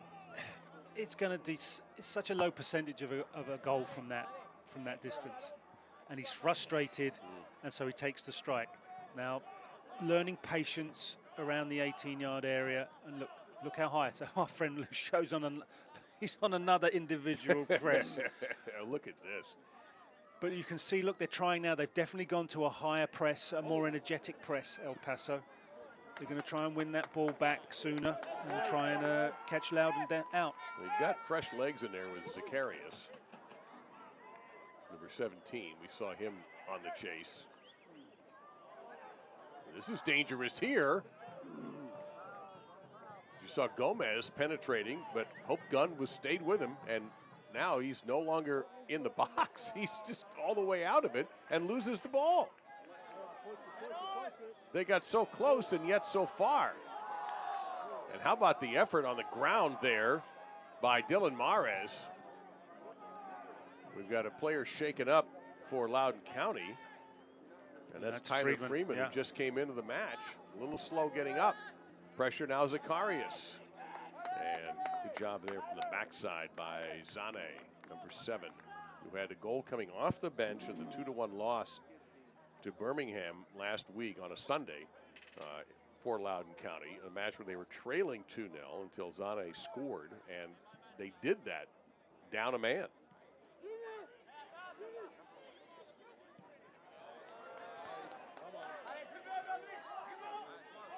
Zane. Whistle blowed at Herrera, not buying the official, and he's going to be also taking a yellow card, and if he continues to cause trouble, he's going to get more than that.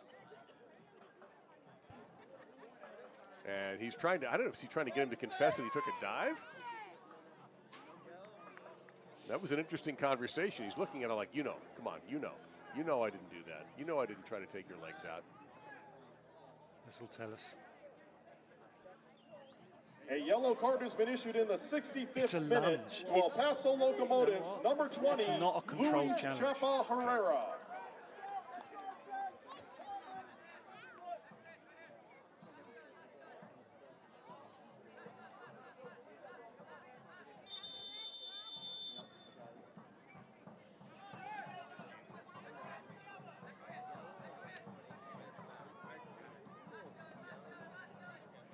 So free kick opportunity for Loudoun County. Leading 1-0 on the goal by the man who's going to attempt the free kick, Kadari, on a penalty kick, on a handball in the box. And the referee straightening things out in the penalty area. And now Hope Gunn, wearing the armband, has at least earned the right to be the Attorney General for Loudoun County.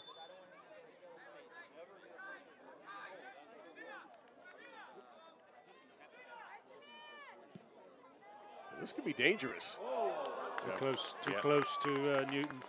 And you know what he's going to do? He's going to push it straight out and get them on the counter quickly. Well, he hasn't had many opportunities in this half to do anything like that. So he did try to start a fast break, and El Paso sort of hit the reset switch, and off they go now. Yeah. Not for long. Kadari. Well, Newton better know what he's doing there, because he had pressure coming. He read it well. Yeah. He read it very well.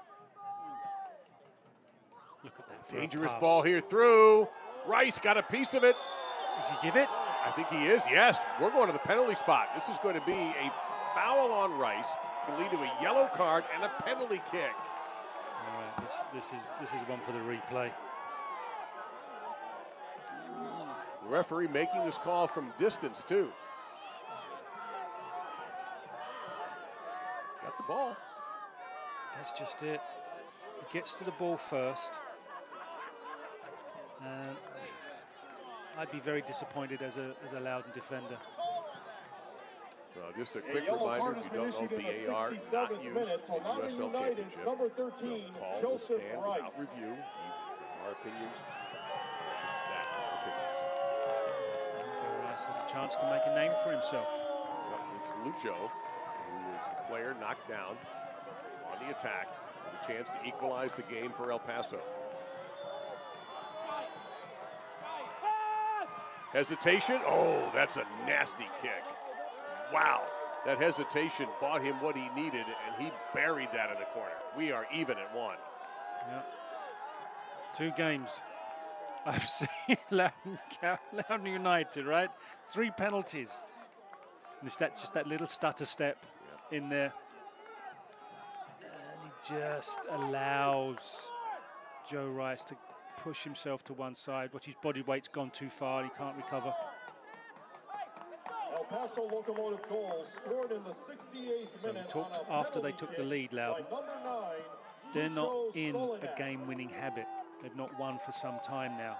So you'd be concerned if they could see this out. Now I'm just looking at how the leadership within the group, how the character within the team can return them to a leading position. Well, they attack off the kickoff. Their last win was March 26th. They had a draw after that. They started the year 2-0-1. Good layoff here, and not much of a shot. Nice looking little pass, but Garay did very little, if anything, with it. And then since that, they've gone 0-4. A tough loss on Sunday to Birmingham, playing about the last 25 minutes of that match or so shorthanded. And here, against El Paso, they get the lead on a penalty kick, and a penalty kick equals the match.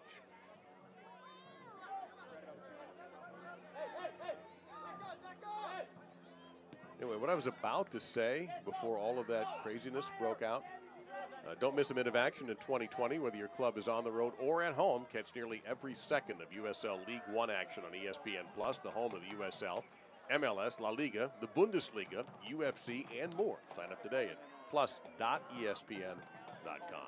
With Gary O'Reilly, Dave Lamont. The venue, Segra Field in Loudoun County, Virginia, and Loudoun County United taking on El Paso Locomotive. Neither team in top form at the moment. Both of them looking for the 3 points to move up the table. Loudoun in 10th in the East. El Paso woke up this morning 12th in the West. And their only win of the year earlier this month, 3 weeks ago, against Monterey Bay. Our goals, both sides, penalty kicks. Lucha just takes him out on the sideline after the ball's gone. My goodness, is there going to be anything for this? I don't like to see that kind of shot. That's just cheap. Well, the fourth official is over there now, and at the moment, this is, I think, where the officiators are going to have to communicate. I'm not sure the referee saw that. Well, I think if he did, it'd have brought play back. Watch as this ball gets past there. Look, just a little leg across the front. Little hip check. Yeah, see, linesman's seen it. Yeah. So the linesman now should be talking to the referee. Or not. Well, I mean, they got the call, but nothing else. There's nothing additional coming out of the referee's pocket here. Well, that's a little casual by Borelli. Or Yuma, pardon me. But it worked out. He's experienced enough. Yeah, I guess he knew what he was doing. You'd hope so.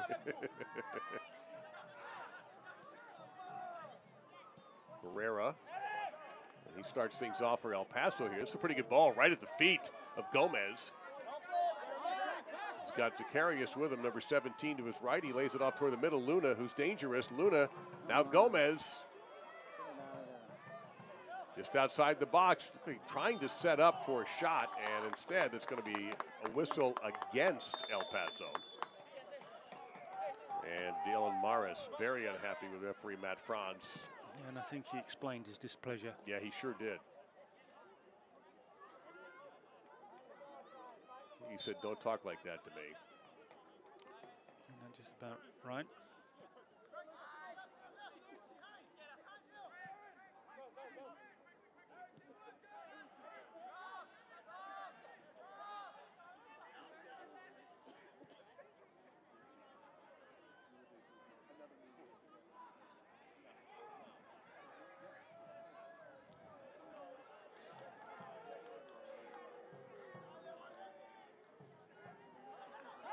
To have numbers ahead of the ball. This is dangerous. Oh, this is a beautiful pass.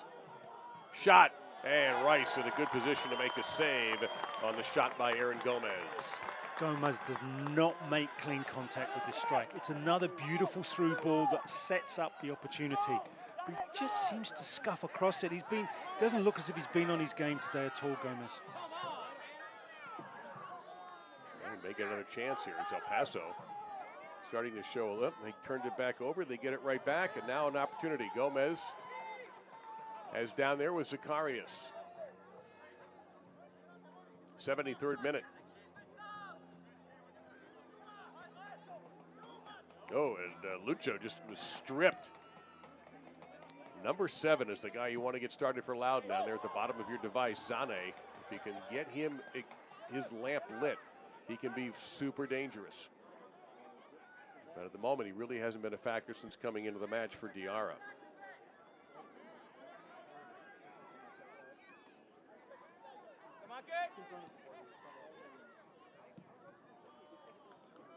And now pressure being put on by the Locomotive. Lucho. And that's going to be a corner kick coming up. I mean, he's all energy, Lucho, isn't he? Yep, number 5. He has run and run and run and run and run. And we were talking, if those of you who missed earlier, Gary was mentioning that Lucho was running a mini marathon trying to check and put some pressure on Joe Rice without a lot of help. And he still looks perfectly fit. Yeah, looks like he's got it. He's got the legs to carry on doing this for the whole game. Be surprised if there's no pushing this corner. Morris. Bounced. Whoa. Dangerous. Rice had a good vision of it, but that was a high bounce. Might have been tough for him to get to that, but fortunate for him, he didn't have to worry about it. I know, but I tell you how seriously he took it. He was scrambling across his goal. If he was comfortable, that was nowhere near, he'd have just said, nah, forget it. But he didn't. He scrambled and chased it. How about that for a pass? Here's the guy, Zane. Just in a blink of an eye, with Gadiri's ability to strike a ball so well, that diagonal opens up a run for Sane, and within a second, they've got themselves a corner, they've got themselves up the other end, and the pressure's off for Joe Rice's goal. In the second corner, that's it so far for Loudoun.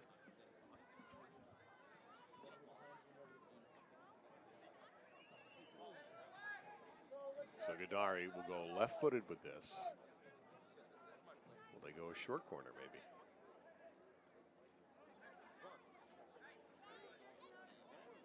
So you can see that they're marking zonal across the 6-yard line here, El Paso. There's a push, the referee's going to call it back. Yeah, that was an obvious one, too. Even I saw that.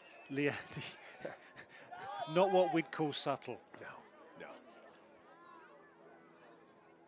By the same time the ball was struck, you could see the push. Pretty obvious. But you see, again, for me, Diego Luna out there on that left flank. He's not going to have the impact on the game you need him to have. He needs to be in the heavy traffic for me in a more central area and a more forward area. That's number 15 in the light blue. Gary's referring to Luna, who's had one very dangerous run that was saved by Rice. And there you see Luna right exactly at midfield, right now. And turnover, another one by El Paso. They have been sloppy at times. An ambitious ball for Zane, but he's got the legs to get there.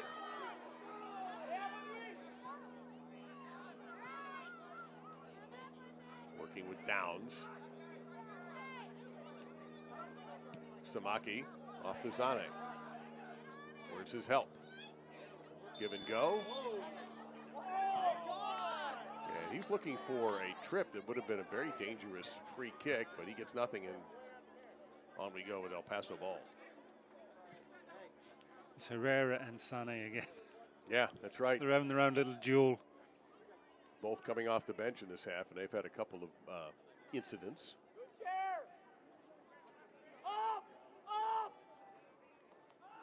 1-1, 77th minute.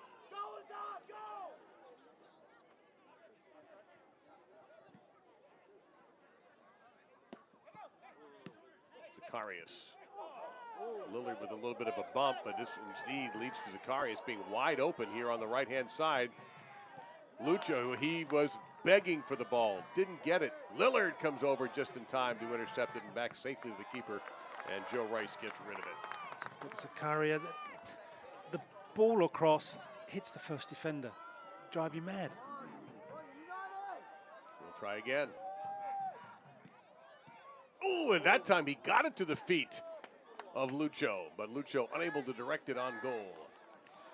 For me, Lucho goes too far towards the near post and goes beyond it. Once he goes beyond this near post towards the crosser, it's so much harder when it's coming in at that speed to get the ball on target. So much harder. If you stay inside the lines of the posts, then you have a much better opportunity. Well, we've had a lot of counter-punching going on. The only punch in this half was the penalty kick by Lucho that's evened this match.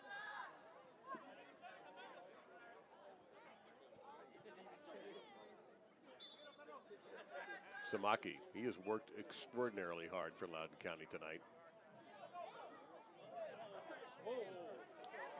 He's in. Zane, centering, got to the wrong foot, but his corner kick coming up. See, what I like about Sani there is he doesn't try and score himself. The angle is ridiculously tight. We'll see he gets in behind, but look, he has a little look. He knows that they've got a player coming in here that he has a better opportunity than him. All right, don't ruin this by pushing. They go right-footed this time.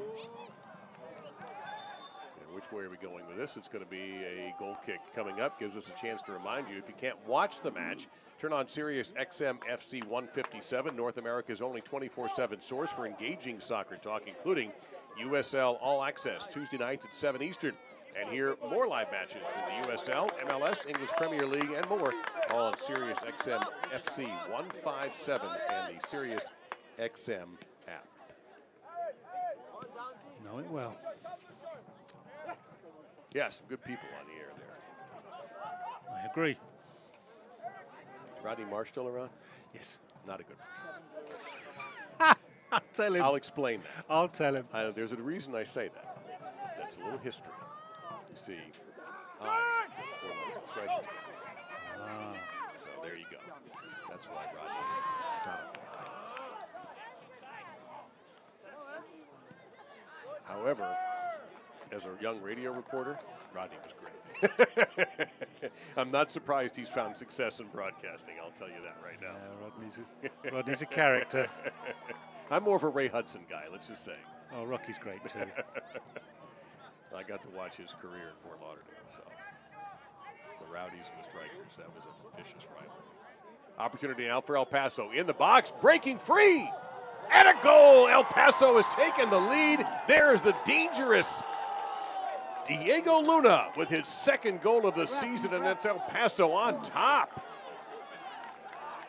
Said I'd like to see him in a more forward position where he could make his magic count. And there you go. Even then, you see how he works it in on his left foot because he wants to open up the goal.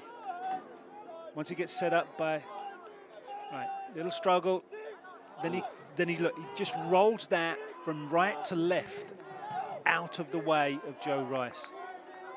That little drag across there. He's so calm there. Yeah, that's what he does. It's what he does. He does it all the time. He will do that in any position on the field. But you need him to do it further forward where he can end up with things like that, where he can give you the goal. He's now taking his team to a lead just because you push him maybe 10, 15 yards further forward where his magic works better. Diego Luna has had an impressive evening when in the right positions, and that time really Joe Rice hung out to dry. It wasn't anything he could do. His defense let him down. Now Loudoun County trying to rally for the tie, and a shot by Hope Gunn sails wide. I think it was probably 20, 25 minutes ago that you talked about how is Loudoun going to be able to handle not, being in a winning position. Yeah. It was 1-0 at the time, Loudoun County, and we're now finding out. And we're finally going to get to see Richie Ryan into the match. So he's fit enough. He'll be replacing Aaron Gomez. So he's taking off a striking option to bring on a player who can control midfield.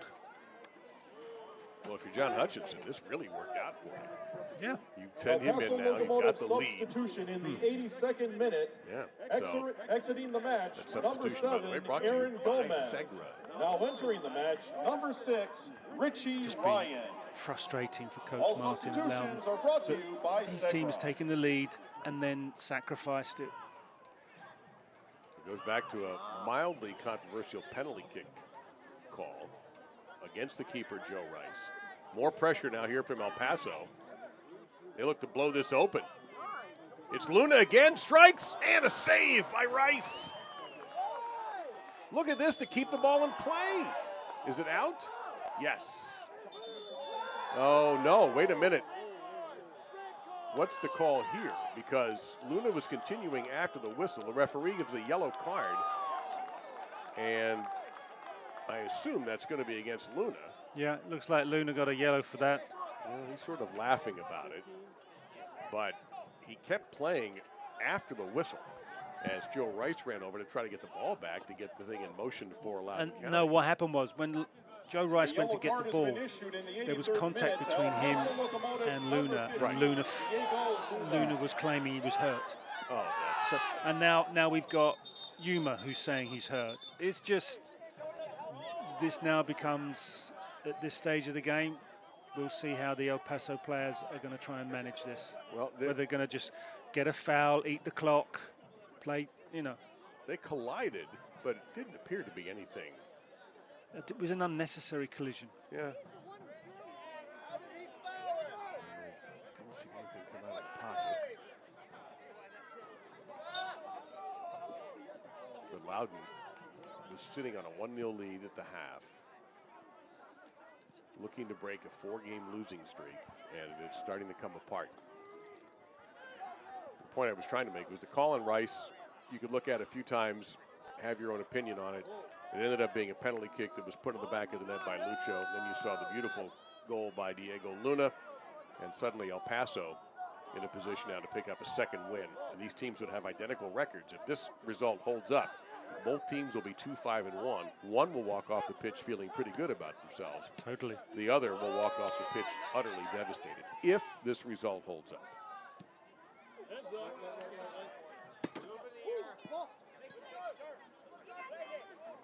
It's like another Loudoun substitute coming on. And Lucho just continues to win. You cannot take his battery wound down one bit. Oh, he's got new batteries in, hasn't he? He is relentless. Looks like Espinal is set to come on as a substitute for Loudoun.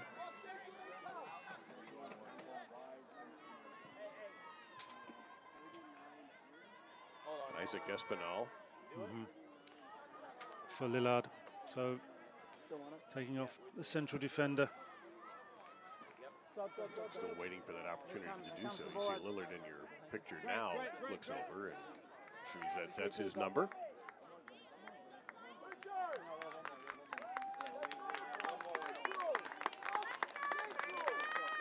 Well, it was good for Loudoun United to get Loudoun Lillard United back. substitution in the 86th He's minute. very important to that side. Now exiting the match, number 5, Grant Lillard. Now entering the match, number 39, Isaac Espinal. All substitutions brought to you by Segra. Throw in for Loudoun United here.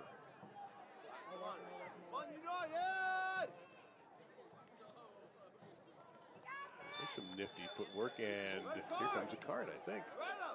Oh, red. Oh, red card. Oh, my. And I missed something? A straight up red card. So once again, for the second consecutive match, Loudoun will be down to 10.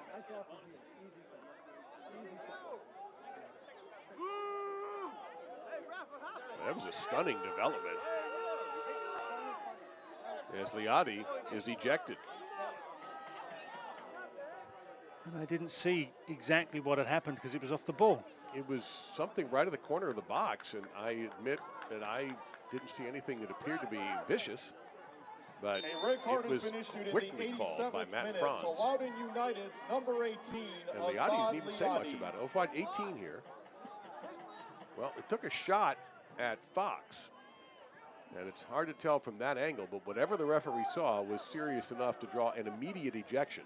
So Loudoun will finish this match with 10.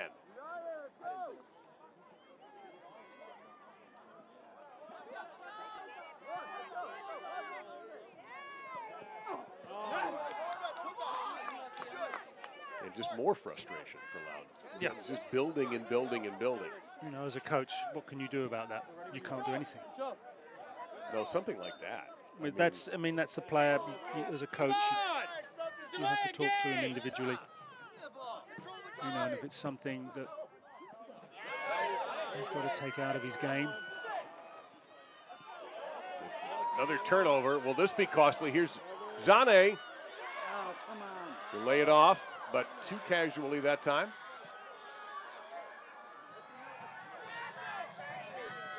And El Paso able to sweep it away. Not completely out of play. Goray. Freeman. If he goes to downs, he does. There'll definitely be some stoppage time added on. 2-3 minutes could be a good estimate. We haven't had, fortunately, we have not seen the medical trainers on the pitch at all.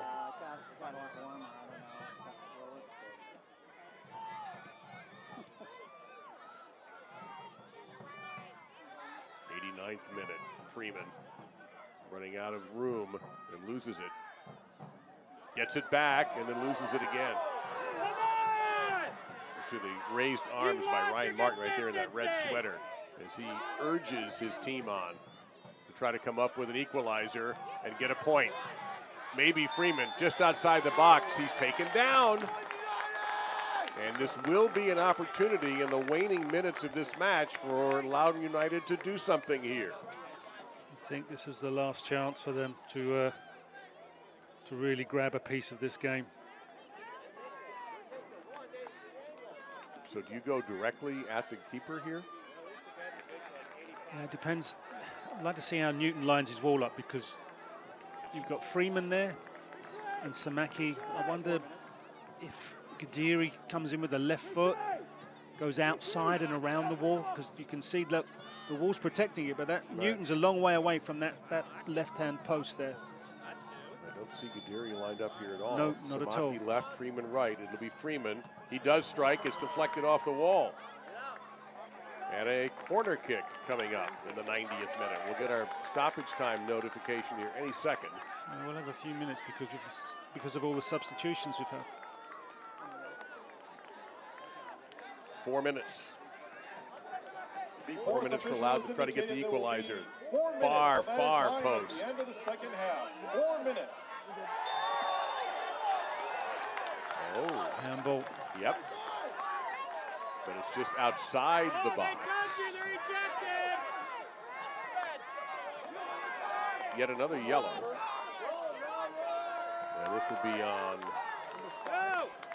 Morelli. Yeah. Only his first. That's 5 on El Paso. Second most in the league, coming in with 26. They've got 31 now.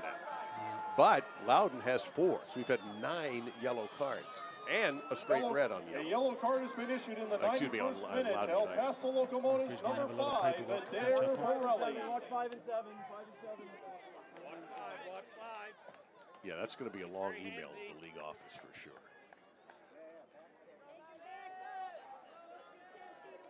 Well, they'll try again. The last time it was off the wall, and they ended up getting a corner kick out of it. Now you've got 3 suspects, and it does look like Kadari is one of them. How many in that wall? Wow. Yeah. Pretty much the entire city of El Paso. Looks like Freeman, I don't know, could be Samaki this time, number 6. It's Freeman. Chip, wall again. Corner kick again. Freeman is trying to get it to Evan Newton, but he hasn't been able to. Zane.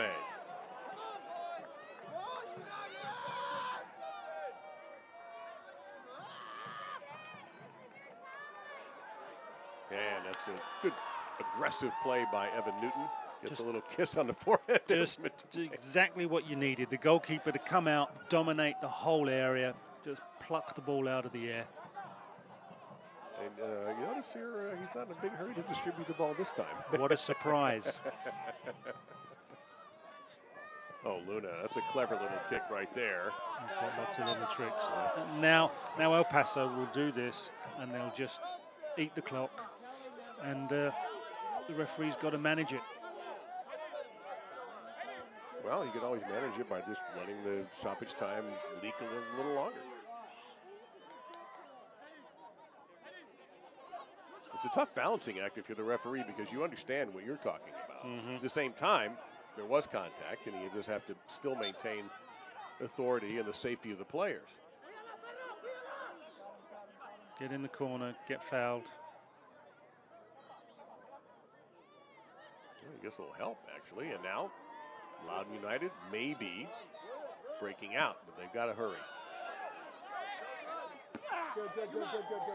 Throw in for Loudoun. What is this? Someone's been sent off From the bench? from the bench. That's the El Paso side. We can't obviously see who that is, but somebody has been kicked out of the game from the bench, and that appears to be an assistant coach.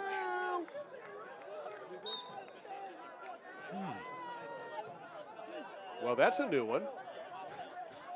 Couldn't see what happened. No, the ball goes into that little area there, and almost immediately the referee, Matt Franz, just marched over with all intent and to kick that person out of the game. And we couldn't get a clear look at the face. We apologize for that. But that is, that email just got a lot longer. It certainly did. Opportunity here for Lucho. Lucho will strike, and that cinches everything. Lucho, and it seems appropriate because he has been terrific for El Paso Locomotive, and he puts the stapler into this one. 3-1 El Paso. They will get their 3 points. Well, we know John Hutchinson wasn't thrown out. No. That much we do know. Well, this seems like a reward for Lucho right here. Yeah, he's worked so hard. I mean, Joe Rice would be disappointed because that goes under his body and in his near post. And goalkeepers will not take kindly to that happening. Good finish, Lucho. Like I say, he's chased, he's worked. I'd say he's earned his 2 goals. This has been a wacky one. The second half has been insane with the amount of the goals, the controversial calls, the sudden reds. It is all over.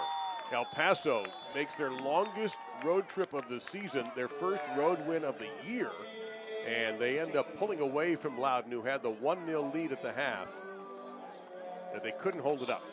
And El Paso ends up scoring 3, so maybe they have their offensive mojo back. This is, after all, a team that had gone their last 2 games with only 2 goals. They get 3 tonight, and a couple of El Paso fans made the trip.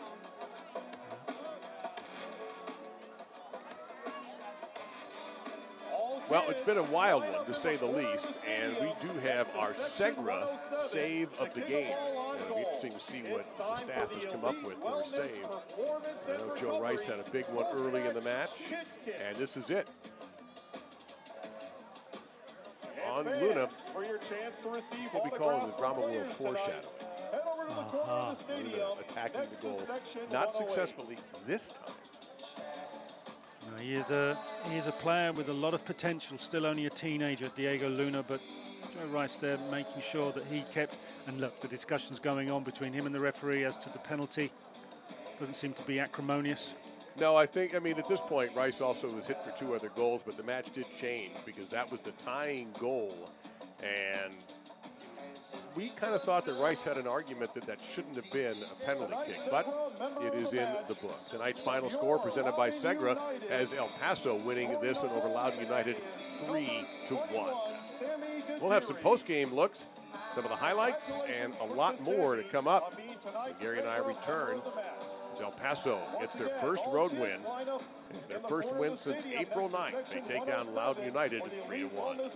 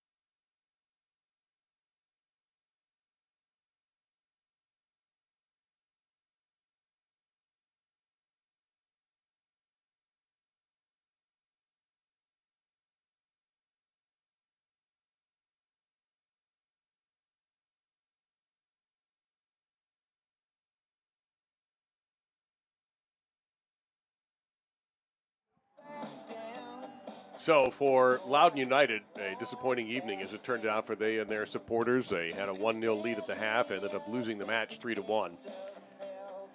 And our Segra final score is El Paso Locomotive 3-1 over Loudoun United. For El Paso, this is a triumph. I mean, they've got a long trip to get back from Dulles Airport, near where we are right now, where the players are, to El Paso.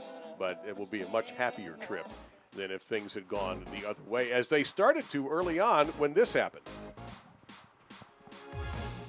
You're thinking maybe that Loudoun had begun to get their mojo back. This is certainly a penalty, and put away brilliantly by Guderi. It's just that we asked the question, could his team manage the lead and see it across the line? And we didn't have to wait too long to get our answer.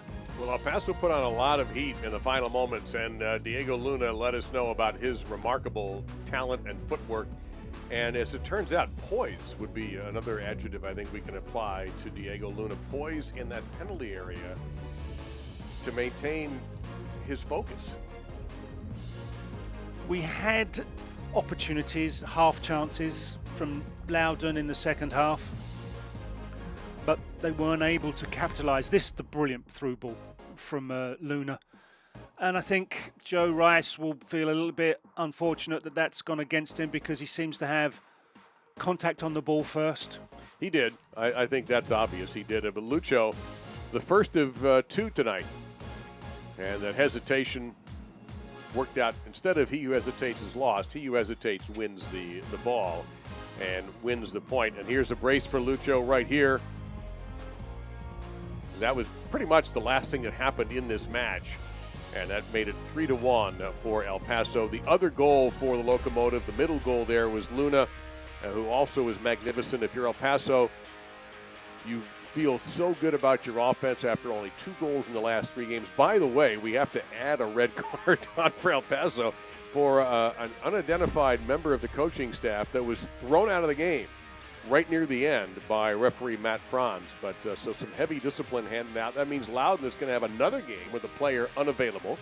Yeah, going to be a problem for them. Their next game will be against Liotti. He's out too. So very frustrating evening for Loudoun United. They end up on the short end, 3-1. Hope you've enjoyed this match. It started out well for Loudoun on the PK in the first half. They led 1-0 going into the break, but could not sustain it. The penalty kick, the first of 2 for Lucho. The beautiful goal from Diego Luna. Lucho nailing it down to the end, and it's El Paso getting their second win. Both teams now 2 wins, 5 defeats, and a draw. For Gary O'Reilly and our entire crew, my thanks, and we thank you for watching. I'm Dave Lamont. Thank you for watching the United Soccer League on ESPN+. Good night. This copyrighted telecast of the United Soccer League Championship cannot be retransmitted, rebroadcast, or reproduced without the expressed written consent of the United Soccer League Championship.